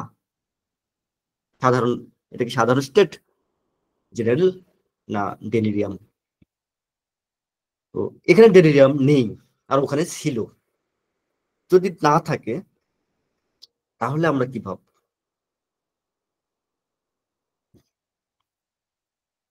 এটা তার কথা কতক্ষণ, তার বচন ভঙ্গি সবকিছু দেখছি, ডেলিরিয়াম পেলাম না। তার উক্তি এইটা, যেখানে চুল পড়ে যাচ্ছে, টাক হয়ে যাচ্ছে। দেখেন আমি তো টাক হয়ে যাচ্ছি। গোপীনাথ স্যার বলেন। নমস্কার। হ্যাঁ, আমি যেটা ডিলিউশন দিয়ে ডিলিউশন সিফারসিস, মানে ও দেখছে যে এরকম পড়তে পড়তে একদিন পুরো চুলই থাকবে না, টাকি হয়ে যায়, এই ফিলিংসটা ডিলিউশন সিফারসিস। সেফারসিস, হ্যাঁ ঠিক আছে, সেফারসিস মানে জিরো হয়ে যাবে সেরকম ফিলিংস, এই তো জিরো। হ্যাঁ, ওটা আর একটা জিরো দিয়েও আছে আর ইয়েতে রেপার্টরিতে, একটা সেফার একটা জিরো। ঠিক আছে, হ্যাঁ ভাবতেই পারি। গোপেশ স্যার। দুলাল দা, এখানে তো এটা ভাবা যায়, delusion thin he is getting এবং ফিয়ার পভার্টি। ঠিক আছে, এগুলো তো কমন, আমরা ভাবি। আজকে তো অন্য ভাবছি, এগুলো তো আমরা ভাবি। এই ভাবনার সাথে একটু অন্যভাবে নতুন ভাবনা একটু যোগ করে দেওয়ার চেষ্টা করছি। এগুলো তো আমাদের কাছে অস্ত্র আছেই, নতুন অস্ত্র নিয়ে একটু চালানো দেখি না কেমন লাগে। হ্যাঁ ভূপেশ স্যার বলেন। স্যার আমার কাছে মনে হচ্ছে এটা truth telling the plain truth. Truth telling the plain ট্রুথের ফিলিংসটা কি? যে জিনিসগুলো সচরাচর আমরা লুকিয়ে রাখতে চাই, সেই কথাগুলো, সেই জিনিসগুলো আমরা ফ্লুয়েন্টলি, স্বতঃস্ফূর্ত ভাবে কোন রকম প্রেশার ক্রিয়েট করছি না, তাতেই বলে দিচ্ছি। কিছুতেই না, মানে আমরা কোনো প্রেশারই দিলাম না, আমরা কোনো রকম ভাবে নক করলাম না, কিচ্ছুই না। কিন্তু সাধারণত এই জিনিসগুলো, ওই কথাগুলো সচরাচর সবাই লুকিয়ে রাখতে চায়, বলতে চায় না, ঢেকে রাখতে চায়। কিন্তু যখন কেউ এই কথাগুলো, মানে এরকম গোপন বিষয় মানুষ গোপন করতে চায় বা অপরাধ ঢাকতে চায়, আর সে কি করছে, ফ্লুয়েন্টলি বলছে, স্বতঃস্ফূর্ত হয়ে বলছে, তখন আমরা ট্রুথ টেলিং দ্য প্লেন নিই আমরা। এবার আজকে একটা রুগী এসে সে আমি ওষুধ দিয়েছি স্কিনের, বেলেডোনা 6, তাকে একটা ডোজ দেওয়া আছে, দিয়েছিলাম 9 তারিখ, আজকে 13 তারিখ। আমাকে আজকে এসে বলছে যে আপনার ওষুধ খেয়ে আমার এত পরিমাণে গ্যাস বেড়েছে, খুবই খারাপ অবস্থা গ্যাসের। দিয়েছিলাম কিন্তু আমি স্কিনের জন্য ওষুধ, গ্যাস বেড়েছে। আচ্ছা ঠিক আছে, কবে থেকে বাড়লো? একদিন পর থেকে। একদিন পর আমি চেষ্টা করছি ওকে বের করার, ও বলে না বলে না বলে না। এরপরে এসে সে বলছে, অনেকক্ষণ পর এদিক সেদিক করে ঘোরানোর পর সে এবার বলছে, আমি না ওই দিন, ওই পরের দিন যে ওষুধ দিয়েছিলেন না, তার পরের দিনে আমি না একদম, আমি যদিও খাইতাম না, বহুদিন থেকে খাই না, ও আলু ঘাটিতে সে খাওয়া খেয়েছে একদম। মানে এই নওগাঁয় মুসলিম পরিবারদের মধ্যে একটা বিখ্যাত একটা খাবার, আপনারা যদি এটা সার্চ দিয়ে দেখতে পাবেন, আলু ঘাটি। মানে মাছ টাছ এই সেই দিয়ে, এটা কিন্তু ওটা ডাল দিয়ে মূলত করা হয়, একটা আলাদা একটা খাবার। তো অনেকেই পছন্দ করে এটা খুব বেশি। ও খেয়েছে একদম কবজি টুপিয়ে। মূলত তারপর থেকে সমস্যাটা হয়েছে। দেখেন কি করছে, এই জিনিসটা গোপন করার চেষ্টা করছে। এ যদি গোপন না করে, গোপন করার কোনো রকম চেষ্টা না করে সরাসরি এসে বলতো যে আমি আসলে একটা অপরাধ করে ফেলেছি, বুঝতে পারলেন, আমার আসলে গ্যাস, আপনার ওষুধ দিয়েছিলেন, তারপরে আমি এটা খেয়ে ফেলেছিলাম, তারপরে এটা আমার এরকম হয়ে গেল। অথবা আমি নিষেধ করেছি একটা কোনো কিছু করতে, ধরেন তার পেটেরই সমস্যা, আমি তাকে বলেছি বাইরে ভাজা পোড়া খাবেন না, ও এসে বলছে ডাক্তারবাবু আমার তো এটা খুব বেশি, আমার তো খুব বেশি হয়েছে, এটা বেশি হয়ে গেছে, তো আসলে কি আমার একটা অপরাধ আছে, আসলে আমি ওই দিন না আমি খুব খেয়েছিলাম, পুরি খেয়েছিলাম, আপনি নিষেধ করেছিলাম কিন্তু আমি খেয়েছিলাম, কিন্তু একদিনই খাইছে ধরেন, এই ইচ্ছা করলে নাও বলতে পারতো যে আমি এই অপরাধটা করে ফেলেছি, আপনি নিষেধ করেছেন আমি এটা করে ফেলেছি, কিন্তু সে এসে স্বতঃস্ফূর্ত হয়ে বলছে, কোনো রকম তাকে কিন্তু চাপ দেওয়া হয়নি বা কিচ্ছু করা হয়নি, ভুলে গেল। অথবা আমি তাকে নিষেধ করেছি একটা স্কিনের এরকম প্রবলেম, চুলকানি প্রবলেম, অয়েন্টমেন্ট ব্যবহার করতে নিষেধ করেছি, আর সে অয়েন্টমেন্ট ব্যবহার করেছে, এবার সে এসে প্রথমেই বলে দিল আসলে আমি আসলে অয়েন্টমেন্ট ব্যবহার করেছিলাম, এখানে যে চকচক করছে, কি সুন্দর করে মনে করেন দাঁত কেটে বলে দিচ্ছে একদম। কিন্তু এটা লুকিয়ে রাখতে চাই, অনেকেই লুকিয়ে রাখতে চায় যে ওটা ব্যবহার করেছে, যেহেতু আমি নিষেধ করেছিলাম, সুতরাং ওখানে মিথ্যা কথা বলাটাই ভালো, না আমি এটা ব্যবহার করিনি। যদিও হয়তো আপনারা তার কথাবার্তায় বুঝেই যাবেন, কিন্তু চেষ্টা করছিল একজন লুকিয়ে রাখার, কারণ তার অপরাধ সেখানে ঢেকে রাখবে, আর কিছু রোগী থাকে স্বতঃস্ফূর্ত হবে সেটা প্রকাশ করবে, তখন ওটা মানে তুলতে ইন প্লেন। রাজ্জাক স্যার বলেন। স্যার এখানে স্পিচ রিপিটস সেম থিংস দা। একদম স্যার 100% ঠিক বলেছেন, কারণ এখানে প্রসঙ্গটা একই থাকছে, শুধু কি থাকছে না, ডেলিরিয়াম স্টেটটা থাকছে না, স্পিচ রিপিট সেম থিংস। এখানে অনেকগুলো মেডিসিন আছে, এখানে কিন্তু সিঙ্গেল মেডিসিন না, যদিও এর মধ্যে দেখেন ওই পেট্রোলিয়াম আছে, আবার স্ট্যামোনিয়াম আছে, আর অনেকগুলো আছে এখানে, ল্যাকাসিস, জার্মেট, আবার কিছু মেডিসিন আমাদের অর্সিনাও আছে যেগুলো ব্যবহার সাধারণত আমরা করতেই পারি না, বা আমাদের রেপার্টরিতেও আসেও না। তো এরকম হতেই পারে যে এই ব্যক্তিটা দেখেন তার বচন ভঙ্গির মধ্যে, তার কথা বলা স্পিচ, সে কথোপকথনের মধ্যে বলছে, একই কথা বলছে, বারবার বলছে, প্রসঙ্গ এক, কথা এক না, ওয়ার্ড কিন্তু একটা না, এখানে প্রসঙ্গটা এক আছে, কিন্তু ডেরিলিয়াম স্টেটে নয়। তাই এখানে আমরা এই রূপটা নিতে পারি, speech repeats the same sentence বা রিপিট সেম থিংস, এখানে সেম থিংস, সেন্টেন্স এক ধরনের একভাবে আছে, কম্পিউটার একভাবে আছে, একই রূপে স্পিচ দিয়ে দেখলেই পাবেন। আর সময় যদিও শেষ, আমরা আরেকটু এগিয়ে যাই, চেষ্টা করি। যদিও এই রুপিস গুলো কিন্তু আমার মনে হয় একদম নতুন না হলে প্রত্যেকেরই জানা এই রুপিস গুলো। আর একটা রোগীর কথা আমরা ভাবি, এই রোগীরও পেটের সমস্যা, তো এ ঘুরে ফিরে এক ধরনের কথাই বলছে, আমার শুধু বারবার এই পেটের রোগী হয়, এই পেটের রোগ ছাড়া আর কিচ্ছু হয় না। আচ্ছা বলেন তো এর কারণ কি? আমার অন্য কোনো কিছু হতে পারে না? এই একদিন দেখবেন আমাশয়, একদিন দেখবেন ডায়রিয়া, একদিন কোষ্ঠকাঠিন্য, আবার এখানে জপলাটা উঠেনি কোনো কারণে, ঠিক করে নেবেন আপনারা। সেও ওইভাবে বলছে, মানে এক এক সময় এক এক রোগ, পেটেরই শুধু হয়। এই রোগ কি পেটেরই হতে হবে? পেট ছাড়া কোনো কিছু আর পাই না নাকি আমার?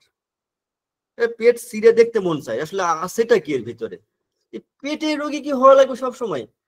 পেটের মধ্যে কি, পেটেরই কি হয় আমার? আমার আমার কি হাত পা চোখ কান কান কিছুই নাই, আর কোনো অঙ্গ প্রত্যঙ্গই নাই, পেটই শুধু হওয়া লাগবে আমার? এভাবে বকে যাচ্ছে, ডেরিলিয়াম নয়।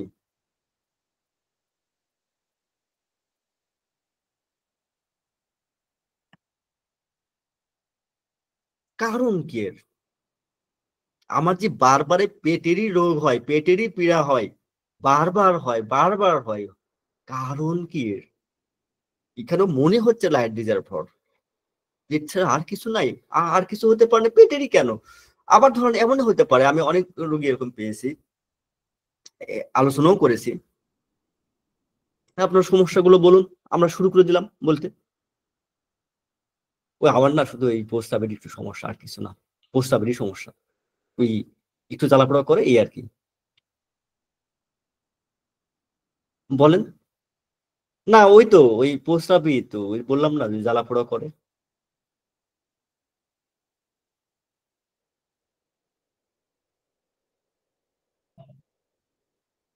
এই প্রস্তাব নিয়ে আর কিছু না, ওই তো ওই বললামই তো, মানে ওই প্রস্তাবের তো সমস্যা, আর তো কিছু না। দেখেন সাধারণত এখানে একটা জিনিস শেখারও আছে যারা নতুন তাদের জন্য, যে শুধু প্রস্তাবের কথাই বলছে, প্রস্তাবের পিরিয়ডেই কথা বলছে, তাকে কিন্তু আর বলার দরকার নাই আর কি আর কি আর কি আছে বলেন। হ্যাঁ, আর কিছু, আর আর কি বলতে গেলে মানে আর কোনো সমস্যা, এই আর কোনো সমস্যা বলে উল্লেখ করে দিবেন না, তাহলে কিন্তু এবার মাথা ব্যথা পেট ব্যথা ও দুনিয়ার সবকিছু বলবে, দরকার নাই। সে বলতে আসছে প্রস্তাব নিয়ে, ওই প্রস্তাবের মধ্যেই তাকে রাখেন, ওখানে ধরে রাখেন তাকে।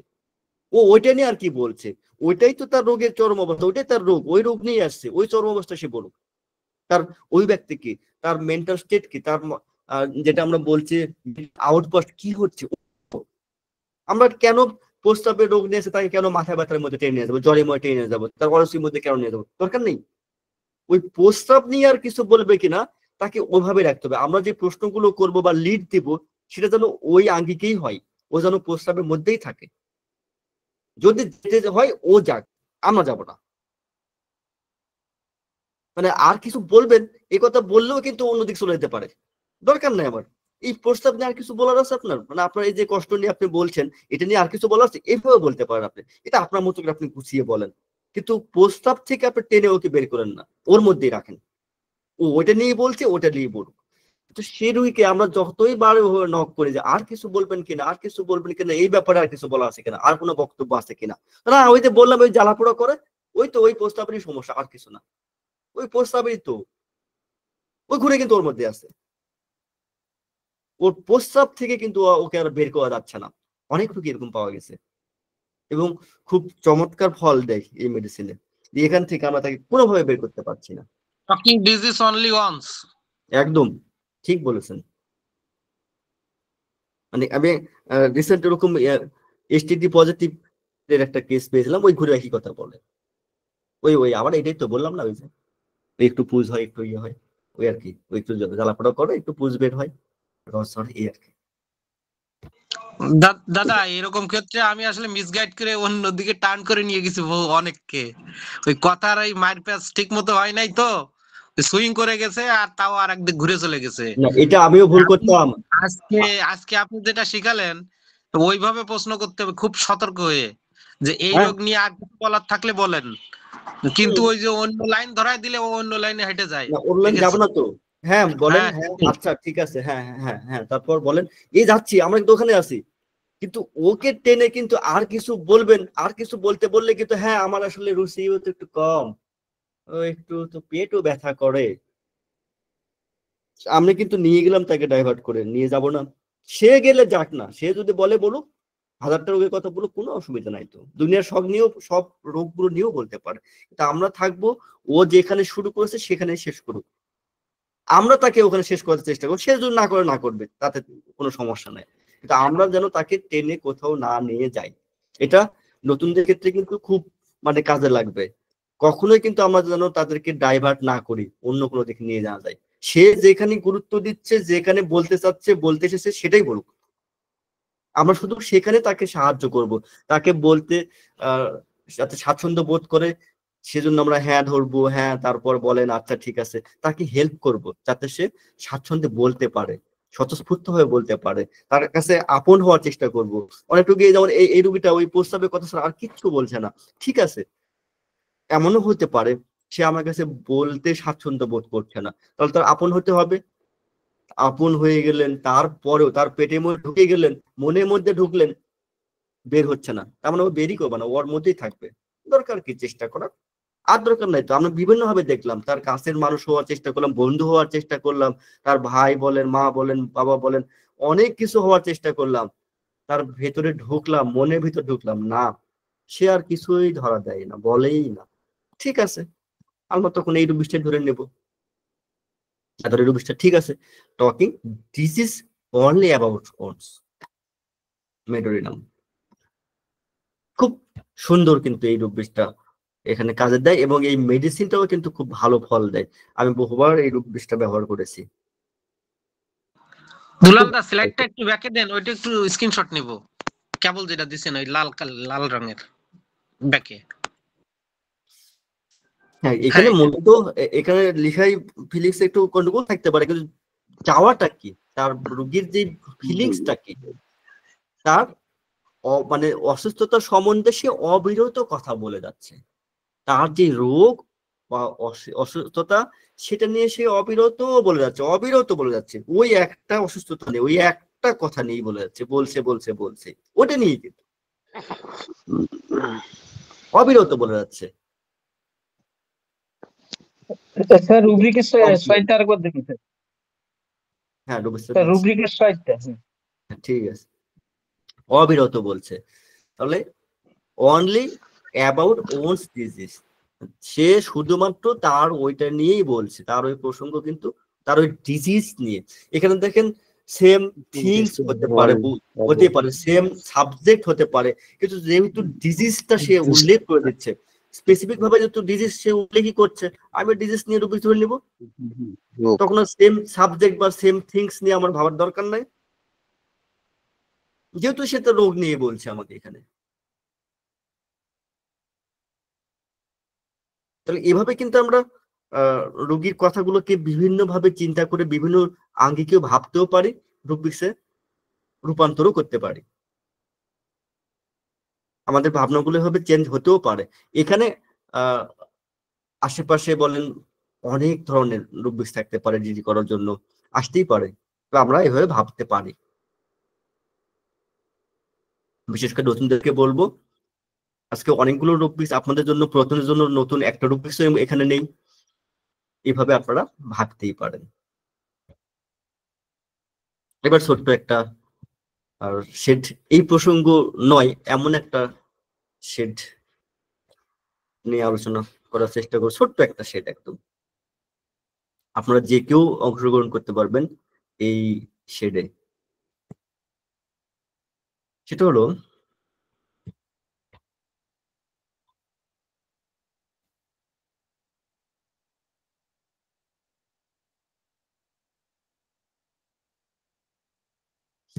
রোগী বলছে, মানে তার ফিলিংস এর মধ্যে আমরা এতটুকুই পাচ্ছি, আমি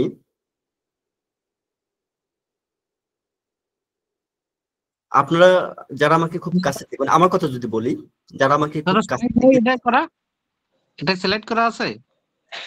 না না স্লাইড করা নেই। আচ্ছা, যারা আমাকে খুব কাছে থেকে দেখেছেন বা চিনেন একদম খুব, আমার যারা নিকটের যারা,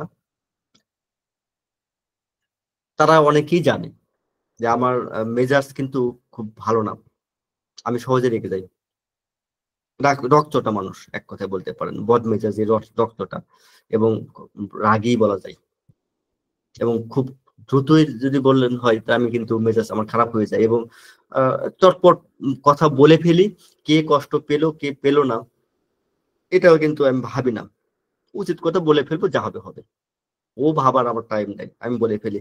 যেখানে অনেকে মুখ লুকিয়ে রাখবে, কি কি বলবে বা কি, আমি কিন্তু ওটা করি না, আমার ওটা ভাবার বিষয়ই নাই, ওরকম ভাবে আমি ভাবি না ব্যাপারটা নেই, আমি বলে ফেলি, উচিত কথা, কষ্ট পেলে পেলো, অসুবিধা নেই।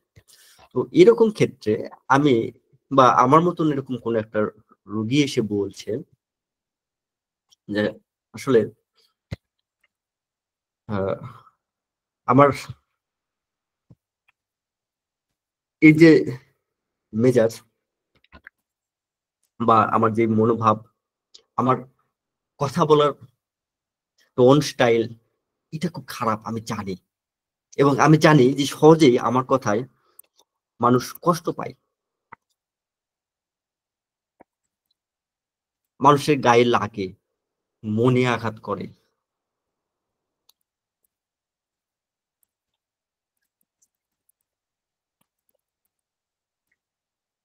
এটা আমি বুঝি।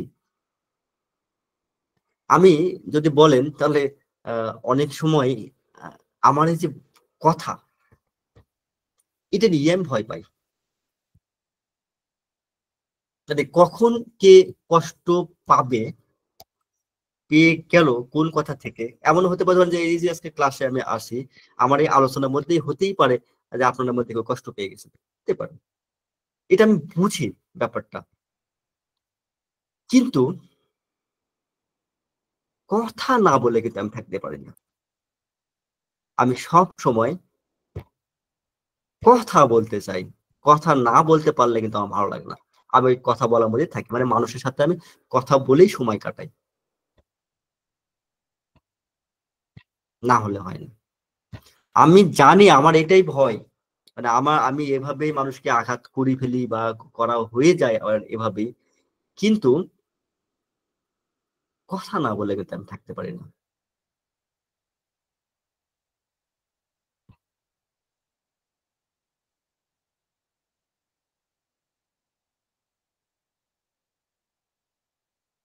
আর যেখানে আমার ভয় যে আমি আঘাত করে ফেলছি বা আঘাত প্রাপ্ত হচ্ছি যে জিনিসগুলো নিয়ে, ওখান থেকে যে কাউকে আঘাত করলাম তারপর তো আমিও কষ্ট পাই। আমি কাউকে যখন আঘাত করি, এটা তো আমারও ভিতরে কষ্ট হয়। তারপরেও কিন্তু আমি সেটাই নিয়ে নাড়াচাড়া করি, সেটাই ঘাটাঘাটি করি, সেটাই করি, মানে ওই কথা বলি, ওই লোকজনের সাথে যাই কথা বলি, ওই যেই আমি ওই চট করে এই কথাগুলো বলে ফেলি, মাথায় আসলো দুমদাম করে বলে ফেললাম।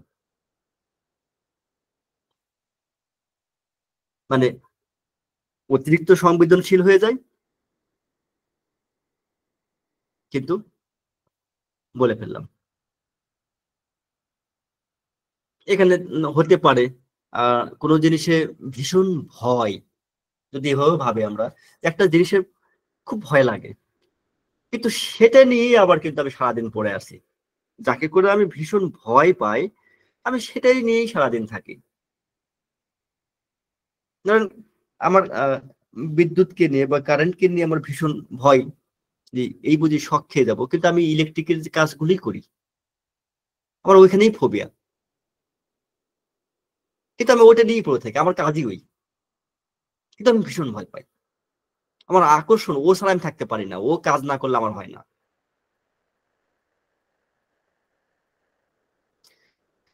আমি এই কড়া কথা বলেন বা আমার এই আচরণের জন্য বারবার আমি আহ আমাকে দোষী সাব্যস্ত করা হয়েছে, অপমানিত করা হয়েছে, বারবার শাসানো হয়েছে, বা যদি বলেন সংশোধনের জন্য বারবার নোটিশ করা হয়েছে। তারপরেও ওই কাজটাই আমি করি। আমার ভয় ওইটা যে আমাকে আবার করবে, যখন তখন করতে পারে আমাকে এরকম ভাবে, মানে আমাকে আঘাত করতে পারে আবারও। আঘাত কেন করবে? যে আমারও আচরণের জন্যই করবে, আমাকে নোটিশ করবে বা আমাকে আবার শাসিয়ে দেবে।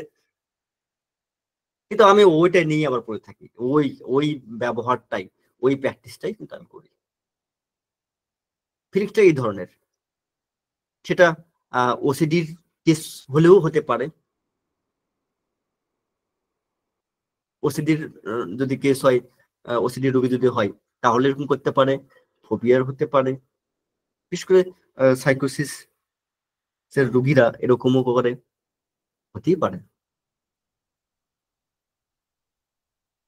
ধারালো জিনিসে ভয়, কিন্তু ওই ধারালো জিনিসের প্রতি তার আকর্ষণ, এরকম হতে পারে। ছুরি ব্লেড দিয়ে দেখে সে আতঙ্কিত হয়, কিন্তু সব সময় ওই নিয়েই পড়ে থাকে। দ্বৈত অনুভূতি আছে এর মধ্যে, যেটাতে তার ভয়, যে জিনিসগুলোতে তার ভয়, তার আকর্ষণও ওইটার উপরেই।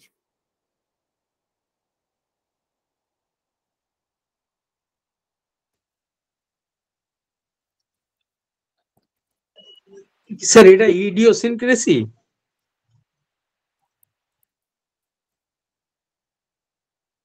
না, তা কেন হবে?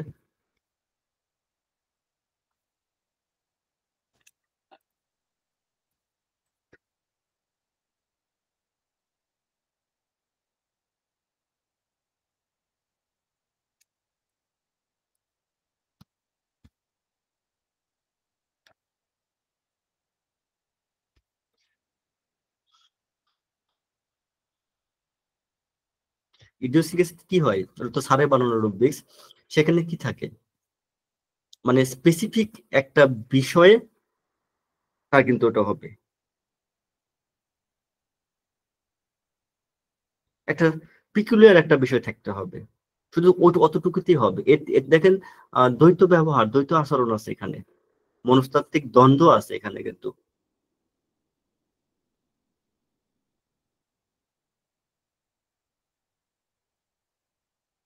একজন মানুষ ধরেন তার জীবনের যে তিক্ত অভিজ্ঞতা, কালো ও ঠাই, এগুলো এড়িয়ে যেতে চায়, কিন্তু সারাদিন ওই নিয়ে আবার ঘাটাঘাটি করে।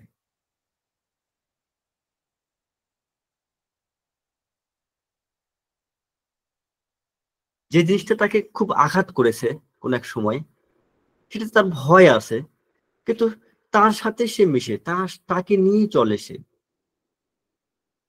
ভয় পায় এই বুঝে আঘাত করবে,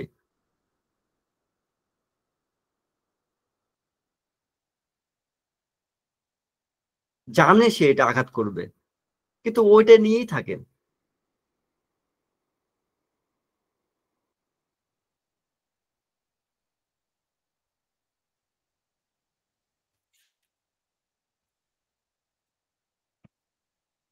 আর কি হতে পারে বলেন?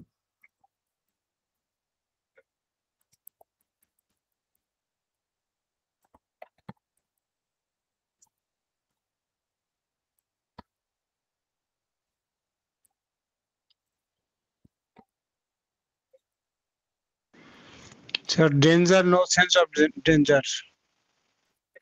এর মধ্যে ভয় কই sir? Danger, no sense of danger, একদম সুন্দর একটা পার্ট হয়ে গেল ভয়টা।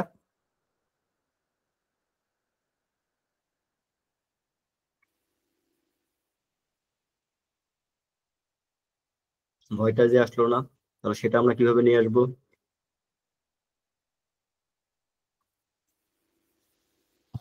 এ ব্যাপারে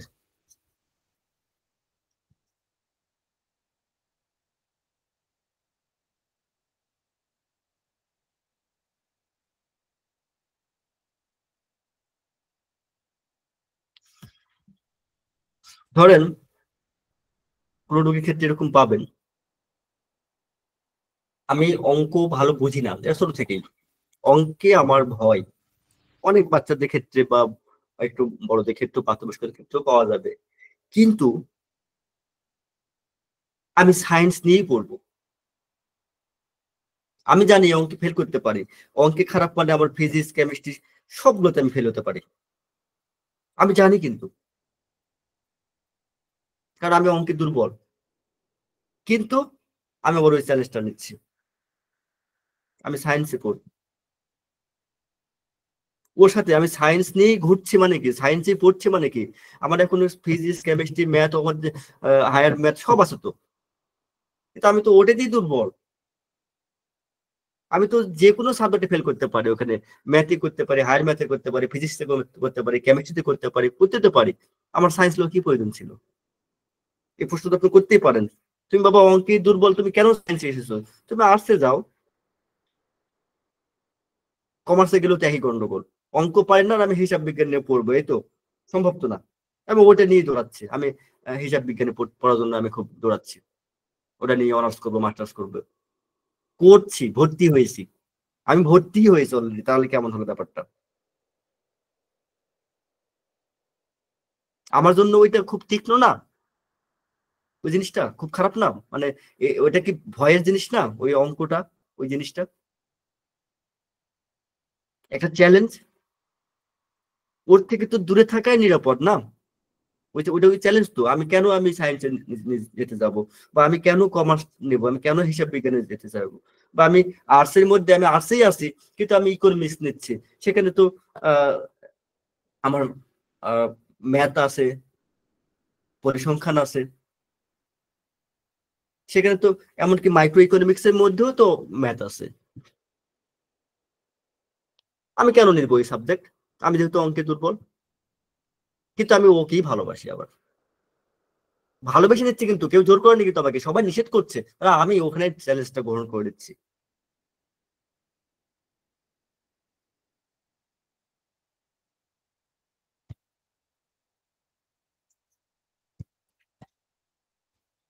আর কেউ কিছু বলবেন? নাহলে আমি, যেহেতু রাত হয়ে গেছে, অনেক রাত হয়ে গেছে, আজকে দেরি হয়ে গেছে, দুঃখিত। স্যার আপনার এই রুব্রিকটা আপনি যে মানেটা করতে চাইলেন সেটা কিভাবে এই মানেটা হচ্ছে পুরো ইংরেজির কথাগুলোর মানে দিয়ে আপনি বুঝিয়ে দিন স্যার। আমি একটা রুবিসের মধ্যে দিয়েছি, তাহলে হয়ে যাবে না একবারে। স্যার এটা কি উইল কন্ট্রাডিকশন বা অ্যান্টাগনিজম উইথ হারসেলফ এই ধরনের এইটা আসছে ওর মধ্যে? আসে আসে আসে আসে আসে।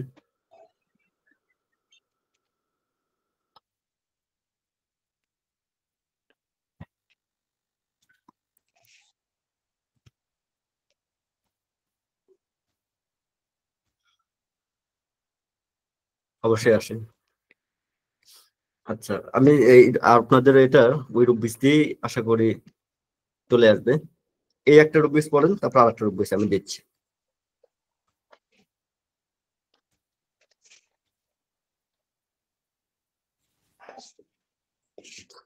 এর সাথে একটা রুবিক্স যোগ করে নিতে পারেন, তাহলে সাইলেশি আরো পাকাপোক্ত হয়ে যাবে।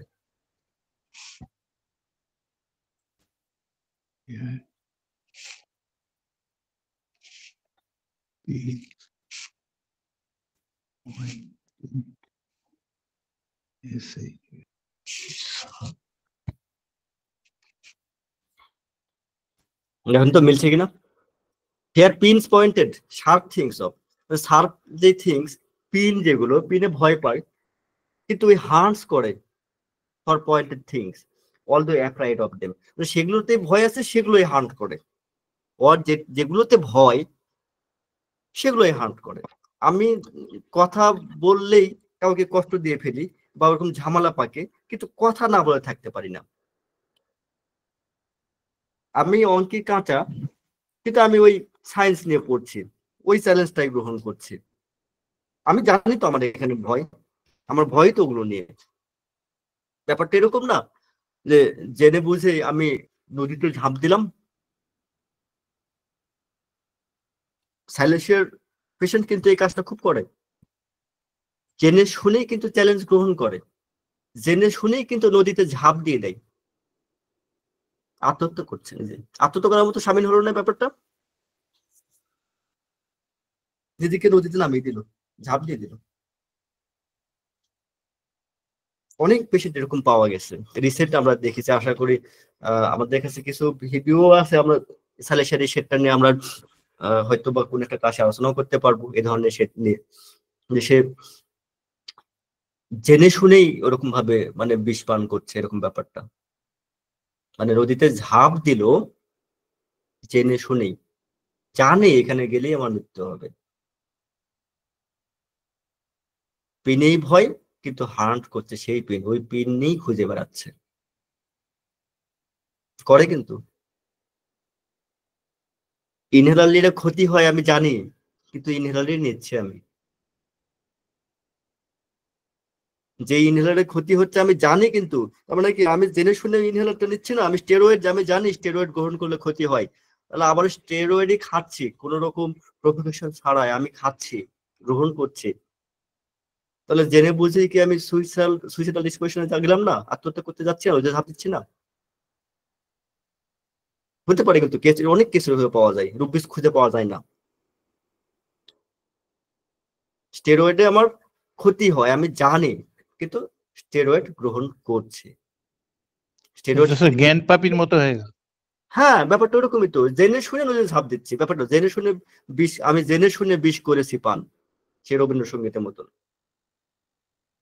ব্যাপারটা, জ্ঞান পাপির মতন। ঠিক বলেছেন, ভালো বলেছেন। তো এরকম ব্যাপার, সাইলেশিয়ার রোগীরা কিন্তু এই ধরনের ফিলিংস দিয়ে থাকে। পালসিটিলেও আছে, কাছাকাছি ফিলিংস আছে। নিচের প্রথমটাতে সিঙ্গেল মেডিসিন, আর পরেরটায় আর্জেনাইট আছে, সিলিকর আছে, সাইলেশিয়া আছে, 2-3টা মেডিসিন আছে ওখানে। তো আমি আর অনেক সময় নিয়ে নিয়েছি আজকে আপনাদের, আর দীর্ঘায়িত করতে চাই না, এখানে শেষ করতে চাই। আমার স্যার লাস্ট রুপিকটা একটু বলেন। আমি জানি স্টেরয়েড নিয়ে হাঁপানি হতে পারে, তাও আমি নিই এটা। না না, হাঁপানি হতে পারে না, না স্টেরয়েড ক্ষতি করছে। আমার শ্বাসকষ্টের জন্য ইনহেলার আমি নিচ্ছি, আমি জানি এই ইনহেলার বা এই জাতীয় ওষুধ এই স্টেরয়েড জাতীয় ওষুধ আমার ক্ষতি করছে, করছে অলরেডি করছে, আমাকে আস্তে আস্তে নিস্তেজ করে ফেলছে, কিন্তু আমি এটা গ্রহণ করছি। Medicine sir? ওটার মধ্যে 2-3টা মেডিসিন আছে, সাইলেশিয়া সহ আরো সিকেলিকর আছে, আজেনাইটাস আরো মেডিসিন আছে, কিন্তু এই দুটা মিলে কিন্তু এখানে সাইলেশিয়া এই জায়গায়। ওকে,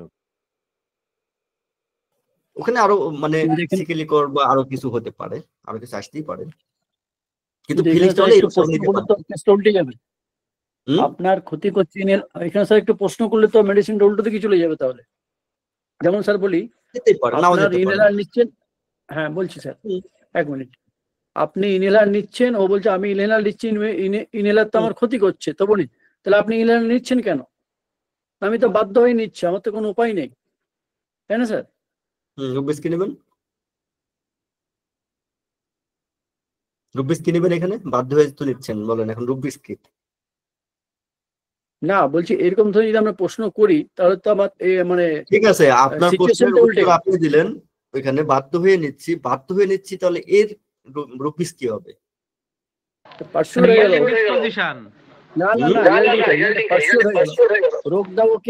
না রোগটাকে অধিকৃত করে রেখেছে, ওখান থেকে বেরোতে পারছে না, সেই জন্য বাধ্য হয়ে নিচ্ছে, রোগটার কাছে পরাজিত। ডিলিউশন পজেসড বিং, পজেসড নিতেই হয় পজেসড হলে। এই রোগীটা কি বলছে বলেন, এই রোগীটা কি বলবে যেটা suicidal disposition, throwing river himself into the, আমি জানি আমার ক্ষতি করছে তারপরও আমাকে নিতে হচ্ছে, আমি নিচ্ছি এটা। আমার প্রশ্ন করার দরকার আছে? আমি জানি, জেনে শুনেই আমি নিচ্ছি এটা, জেনে শুনে তো নদীতে ঝাঁপ দিচ্ছে, তাহলে প্রশ্ন কেন করবো এখানে বলেন? না তাহলে ও এলো কেন চেম্বারে? ও তো দেখছে আমার ক্ষতি হচ্ছে, তাই না স্যার? হ্যাঁ, সে তো বলছে আমার ক্ষতি হচ্ছে, সেটাও তো আপনার কাছে আছে। দাদা আমি একটু কথা বলবো দাদা? হ্যাঁ বলেন। দেখেন অনেকগুলো উদাহরণ আছে এরকম, লাইক যারা এখন স্টেরয়েডাল মেডিসিন খায়, যেমন ধরেন বাতের পেশেন্ট বা ব্যথা যন্ত্রণার জন্য একটা দেখবেন আয়ুর্বেদিক মেডিসিন বেরিয়েছে স্টেরয়েড, আমাদের ইন্ডিয়াতে, বাংলাদেশেও আছে। স্টেরয়েড গুলো খেলে ফার্স্টের দিকে 1-2 ট্যাবলেট হয় ওদের, 2 দিন ভালো থাকে পেশেন্ট, তারপরে ভালো করে শুনবেন এই কেসটা, প্রত্যেক এলাকায় এই কেস ভর্তি। 1টা ট্যাবলেট খেলো, 2 দিন ভালো থাকলো, এইভাবে চলতে চলতে 3 মাস গেল ধরুন, তারপরে কি হবে, প্রতিদিন 2টো করে ট্যাবলেট খেতে হয় তাদের, আবার 3-4 মাস গেল, তারপর দেখা যাবে তখন কি হচ্ছে, তার দিনে 2 বার করে ট্যাবলেট খেতে হচ্ছে, এবং ওই ট্যাবলেটের ফলে তার দেহে ক্ষতিও শুরু হচ্ছে। আমরা এই জায়গায় হয়তো ভাবতে পারি যে সরিনামের কথা, কিন্তু নয়, এখানে কি হচ্ছে, পেশেন্ট সব জানে এটা খেলে আমার ক্ষতি হচ্ছে সবকিছু, কিন্তু সেটা ছাড়তেই পারছে না, এবং প্রতিদিন 1টা করে খাচ্ছে, 2টো করে খাচ্ছে, বিকজ অফ দ্যাট তার কষ্ট হচ্ছে, সে আমাদের কাছে আসছে ছাড়তে, কিন্তু ওটা খেয়ে যাচ্ছে প্রতিদিন। সে জানে যে এই ট্যাবলেটের থেকে আমার লিভার বা কিডনি ক্ষতি হচ্ছে, আমার শরীরে অন্যান্য ক্ষতি হচ্ছে, তারপরও সে ইনটেক করছে মেডিসিনটা। অ্যালার্জির পেশেন্টরাও সেম কন্ডিশন, ইনটেক করছে প্রতিদিন, জানে অ্যালার্জির ট্যাবলেট তার কিডনি খাই করছে বা লিভার খাই করছে, কিন্তু সে প্রতিদিন ইনটেক করছে, প্রতিদিন সে নদীতে ঝাঁপ দিচ্ছে, সেই জায়গা থেকে সে বাঁচার জন্য আমাদের কাছে আসে। 100% রেজাল্ট পাবেন এটাই। আমরা বেশ কয়েকটা রোগীকে দিয়েছি এই সেটে। সঞ্জীব স্যার কিছু বলবেন? সঞ্জীব নন্দী। হ্যাঁ একদম, আমি ওটাই বলতে যাচ্ছিলাম যে আমারও একটা পেশেন্ট একদম সেম, মানে এটাই সার্ভিসে আমাকে বললো সাইলেসিয়া দেওয়ার জন্য, একদম সেম, সে জানে, আমি দুলাল থেকে শিখেছিলাম এটা, আমি দুলাল থেকে শিখেছিলাম, আমার অনেক পেশেন্টকে অ্যাপ্লাই করেছি, এবং সঞ্জীব স্যারের একটা পেশেন্টকেও আমি অ্যাপ্লাই করেছিলাম। সঞ্জীব স্যার সামনে আছে, পেশেন্টটা সম্পর্কে বলতে পারবেন স্যার? হ্যাঁ স্যার, আপনি বলতে পারেন। সঞ্জীব স্যার, আপনার ওই রোগীর বাক্যটা বললে ভালো হয়। রোগীর ভাষ্যটা বলুন, রোগীর ভাষ্যটা বলুন। পেশেন্টটা হচ্ছে আমার একদম মেয়ের বয়সী, এই 17 বছর বয়স। ও রেগুলার, একদম রেগুলার বেসিসে ওর এটা হাই ছিল, ওই ভিটামিন ডিটা খুব কম ছিল, আর তার সাথে ছিল একটু নাক দিয়ে কাঁচা জল পড়া, শ্বাসকষ্ট, হাই ছিল স্যার, আইজিটা অনেক বেশি ছিল, 1100-1100 কাছাকাছি ছিল। এক্স্যাক্টলি। তো সেই পেশেন্টের ক্ষেত্রেও সেই রেগুলার মেডিসিন ভালো হচ্ছে না, কিন্তু সে সেটা ছাড়তেও পারছে না, কন্টিনিউ খেয়ে যাচ্ছে কন্টিনিউ। তারপরে ওই সাইলেশিয়া তাকে দেওয়া হয়, তাও দেওয়ার পরে পেশেন্টটা ভালো আছে কিন্তু ওষুধও ছাড়তে চাইছে না, মানে মন থেকে মেনে নিতে পারছে না, কিন্তু ওই ওষুধ খেয়ে যাচ্ছে সে।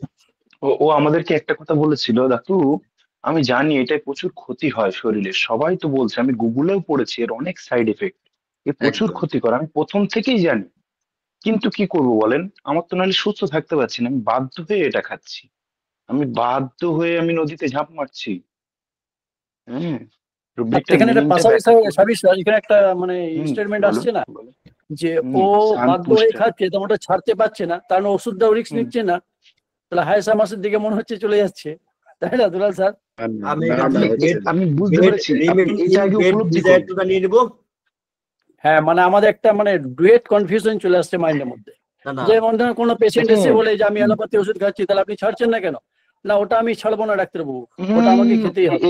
এখানে আপনার তো উত্তর ক্ষতি দিচ্ছে হচ্ছে। না, এখানে কি উত্তর দিচ্ছে ভালো করে বুঝুন। হ্যাঁ, ওখানে ভয়তে ছাড়ছে না, আর এখানে বাধ্য হচ্ছে খেতে। ডাক্তারবাবু আমি হ্যাঁ, একদিন না খেলে থাকতে পারি না, তা কি করবো? আরো কি বলে, পাছে যদি খারাপ হয় তাই খাচ্ছি।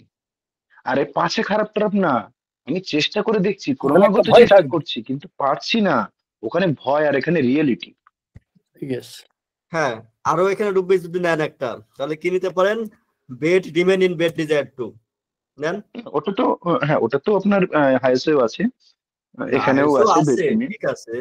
হ্যাঁ, এখানে মেন এটা সঙ্গে অ্যাড বিষয়টা হয়ে গেলে ভালো হয়, খেয়াল করেন। এটা আরো পাকাপোক্ত হয়। অবশ্যই হ্যাঁ নেন অবশ্যই। না, এবং আমরা তো করতেই পারি সেটাই, একদম একদম। সে অসুবিধা নেই তো, নদীতে নিজেকে সেটাকে ছুড়ে বানাতে দিয়ে পারে। সুইসাইড অ্যাটেম্প্ট করছে, কত কঠিন বিষয়টা। সে জানে এই স্টেরয়েডাল মেডিসিন গুলো এখন ভেলুরেও যাচ্ছে, এই কেস অনেক ভেলুর থেকে তাদেরকে ফেরত দেওয়া হচ্ছে, এবং ভেলুর থেকে বলা হচ্ছে, আমি কয়েকটা পেশেন্টকে দেখেছি ভেলোরে, কি বলছে আমাদের ভেলোরে, বলছে এই পেশেন্ট গুলো স্টেরয়েড ছাড়তে পারবে না, ডেইলি একটার জায়গায় দুটো, যেটা ডেইলি দুটো করে খাচ্ছে ওটা একটা করে খাক, আস্তে আস্তে দুদিন অন্তর খাক, এইভাবে ছাড়তে চেষ্টা করো, পেশেন্টদের সাজেশন দিচ্ছে। আমার কয়েকটা পেশেন্ট এসে বলেছে, এইটা কিন্তু সে জেনে সারা শুনে গ্রাম করছে, গঞ্জে কি করা যায়? ছড়িয়ে গেছে এই ট্রিটমেন্টটা। অনেক রাত হয়ে গেছে, তবুও বলুন, সুলতান দা বলুন কি বলছেন। স্যার আমি বলতে চাচ্ছিলাম যে ওই সরিনাম যেরকম বলে যে আমি ছাড়তে চাই, এই জন্য আমি আসলাম, তাহলে হ্যাঁ, আমরা এখানে আমি কিভাবে জানতাম এই ডিলটা প্রশ্নটা করবো? আসবে, আমরাও জানতাম এই প্রশ্নটা আসবে। সরিনাম এটা কিন্তু সান করে না, সরিনামের সান রুব্বিস কি? পুশড হার ডাউন, সে সানের থেকে সরে এবারে হেডের নিচে চলে গেছে, সানকে পুরো বাদ দিয়ে দিয়েছে, সানকে পুরো বাদ দিয়ে আপনার কাছে এসছে, তাই না দাদা? না, এখানে বাদ না না দিয়েও তো আসে, এসে বলে যে আমি বাদ দিতে চাই। তখন এটা হবে, এই ওইখানে জায়গাটা ভেঙে নিতে হবে। শরীনামের ফিলিংটা এরকম নয়, শরীনামের ফিলিং হচ্ছে ওষুধ খেয়ে ও ভালো আছে, ভালো করে বুঝুন, ওষুধ খেয়ে ও ভালো আছে, কিন্তু ডাক্তারবাবু আমি তো খুব একটা ভালো নেই, সেই জন্য আমি আপনার কাছে হোমিওপ্যাথি খেয়ে এসেছি। না না না, মানে ওরকম না, কেন এরকম হবে? ওরকম ভুল বলি করছেন কিষান দা, ভুল বলেন, করছেন, এরকম এখানে ফিলিংসই দেখেন না। লিটন দাদা, আমাদের রুব্রিকটা লিটন দেখেন, স্যার এই রুব্বিসটা শিখে কেঁদে ফেলেছিল এবং অনেকবার কিন্তু আমাদের এই প্ল্যাটফর্মে শেয়ার করেছিলেন, যখন গুরুর কাছ থেকে প্রথম এই শিখেছিলেন, মনে আছে ওরকম ব্যাপারগুলো? কি ধরনের না ব্যাপার? মনে আছে স্যার, সার্ভিস স্যারকে একটা কথা বলি, রোগী আরোগ্যের পথে কিষান দা ওয়েট, এইখানে যে ব্যাপারটা থাকে, এটা একটা জার্নি, প্রত্যেকটা কিন্তু একটা করে জার্নি থাকে, ছোট ছোট থাকে না প্রত্যেকটা শেডেরই, ছোট হোক বড় হোক, সিঙ্গেল রুব্রিক্স হোক, তাও একটা জার্নি থাকে, একটা জার্নি মেনটেন কিন্তু হয়। তো এই সরিনামের এইখানে বড় যে ব্যাপারটা থাকে দেখেন, সমনম্বলিজম থাকে না, ঘুমের ঘোরে হাঁটা, সমনম্বলিজম, এই সেটটাই নিয়ে চলে যাবে শরীরটাতে। সে স্টেরয়েড খাচ্ছিল খাচ্ছিল খাচ্ছিল খাচ্ছিল খাচ্ছিল, এবার মানে ঘুমের ঘোরে হাঁটছে হাঁটছে হাঁটছে হাঁটছে, দেওয়ালে এসে ধাক্কা খেয়ে গেল, মাথায় ধাক্কা খেলো, ঘুমটা কোথায় চলে এসছে। এরকম ব্যাপারগুলো হয় যে প্রথমে একটা এই স্টেট থাকে সমনম্বলিজম, সে স্টেরয়েড খাচ্ছে খাচ্ছে খাচ্ছে খাচ্ছে, হঠাৎ করে কোনোভাবে সে জানলো বা কেউ তাকে বললো যে এরে তুই স্টেরয়েড খাচ্ছিস, এতগুলো মেডিসিন এভাবে খাচ্ছিস, এটা ঠিক না, এটা ছেড়ে দে, এটা তো ক্ষতি করবে। সে কিন্তু জানতো না, ঘুমের ঘুরে হাঁটছিল এতদিন। এবার যখন সে ধাক্কা খেলো, জ্ঞান ফিরলো। আমি এখানে এই জ্ঞান ফেরার পরে সে দেখেন জানলো এবার যে আমার এই স্টেরয়েড আমার ক্ষতি করছে। এই যে সান delusion son pushed her down and she had to rest in the shade in order to walk in, মানে হাঁটছে রোদের মধ্যে যখন হাঁটতে একটা কি হয় দেখেন অনেকগুলো কারণ মানে ব্যাপার হয়। রোদে হাঁটলে ক্লান্তি বোধ আসে, তার ডিহাইড্রেশন হতে পারে, তার যদি ছাতা টাতা কিছু না নেওয়া থাকে সেক্ষেত্রে কি হবে, তার স্কিনে একটা ইফেক্ট পড়বে, সবকিছু হয় সে জানে। তাহলে তাকে কি করছে, ওই রোদের প্রখরতা, সূর্যের প্রখরতা তাকে কিন্তু কি করছে, শেডের নিচে কিন্তু পাঠাচ্ছে, পুশ ডাউন করছে, কিন্তু পুশ হার ডাউন করছে, তাকে যেতে এখানে বাধ্য করছে ওই জায়গায়। কিন্তু সে যেতে পারছে না, কারণ কি, সে শেড খুঁজছে, ওই যে ছায়া খুঁজছে, যে আমি এই ওষুধটা বাদ দিতে চাই। শরীর কি হয়, ক্যারিড অ্যাভারশন, আবার কি ক্যারিড ডিজায়ার, দুটাই কিন্তু সে ক্যারিড হতে চায়, বাহিত হতে চায়, আবার অ্যাভারশন করতে চায়। কোনটা অ্যাভারশন, এই যে সেই স্টেরয়েডটাকে সে অ্যাভারশন করতে চায়, আবার riding, riding in a carried, আবার রাইডিং অ্যাভারশন ক্যারিড, দুটো আছে এখানে। তাহলে এখানে যে ব্যাপার থাকে, সে স্টেরয়েডটা যেমন বহন করা থেকে বিরত থাকতে চায়, আবার ওই জায়গাতে একটা মেডিসিন দরকার, একটা শেড দরকার, এই শেড সে খুঁজে বেড়ায়। যতক্ষণ পর্যন্ত শেড না পাবে ততক্ষণ শেড ছাড়বে না। মানে ওই জায়গায় যদি বলে আপনার ওষুধে যদি আমার এই শ্বাসকষ্ট না হয় আমি এটা খাবো না, তো আমি মনে প্রাণে চাই এটা আমি ছেড়ে দিই, কিন্তু আমি ছেড়ে দিতে পারছি না, কারণ ওই জায়গাতে একটা ওষুধ লাগবে। আমি জানি এটা ক্ষতি হচ্ছে, কিন্তু আমি ছেড়ে দিতে পারছি না। আমাকে যদি এখন আপনার ওষুধ দিয়ে বলেন যে এটা আমার শ্বাসকষ্ট হবে না, আমার ওরকম রাতে কষ্ট হবে না, বা দিনের ওই সময় কষ্ট হবে না, আমি খাবো না। আমি চাচ্ছি তো ছেড়ে দিব, আমি জানি ক্ষতি হয়, আমি আগে জানতাম না এখন জানি, কিন্তু ছেড়ে দিতে পারছি না।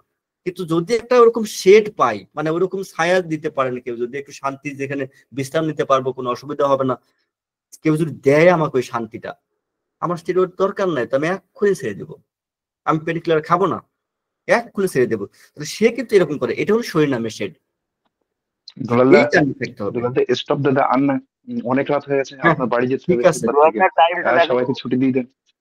হ্যাঁ, ঘড়ির দিকে একবার তাকান, আপনার খেতে হবে, বুঝতে পারছি 12:41 হয়ে মানে গেছে। ওই ব্যাপারটা এরকম, আমি জানি আজকে আমাকে বকা খেতে হবে, তারপরে বকেই যাচ্ছি। না, ওঠেন, বাড়ি যান, আর না, ও পরে একদিন আলোচনা হবে আবার। দুলালদা অসংখ্য ধন্যবাদ, দুলালদা অসংখ্য ধন্যবাদ স্যার, অসাধারণ ক্লাস, অসাধারণ ক্লাস, অসাধারণ অনেক কেসকে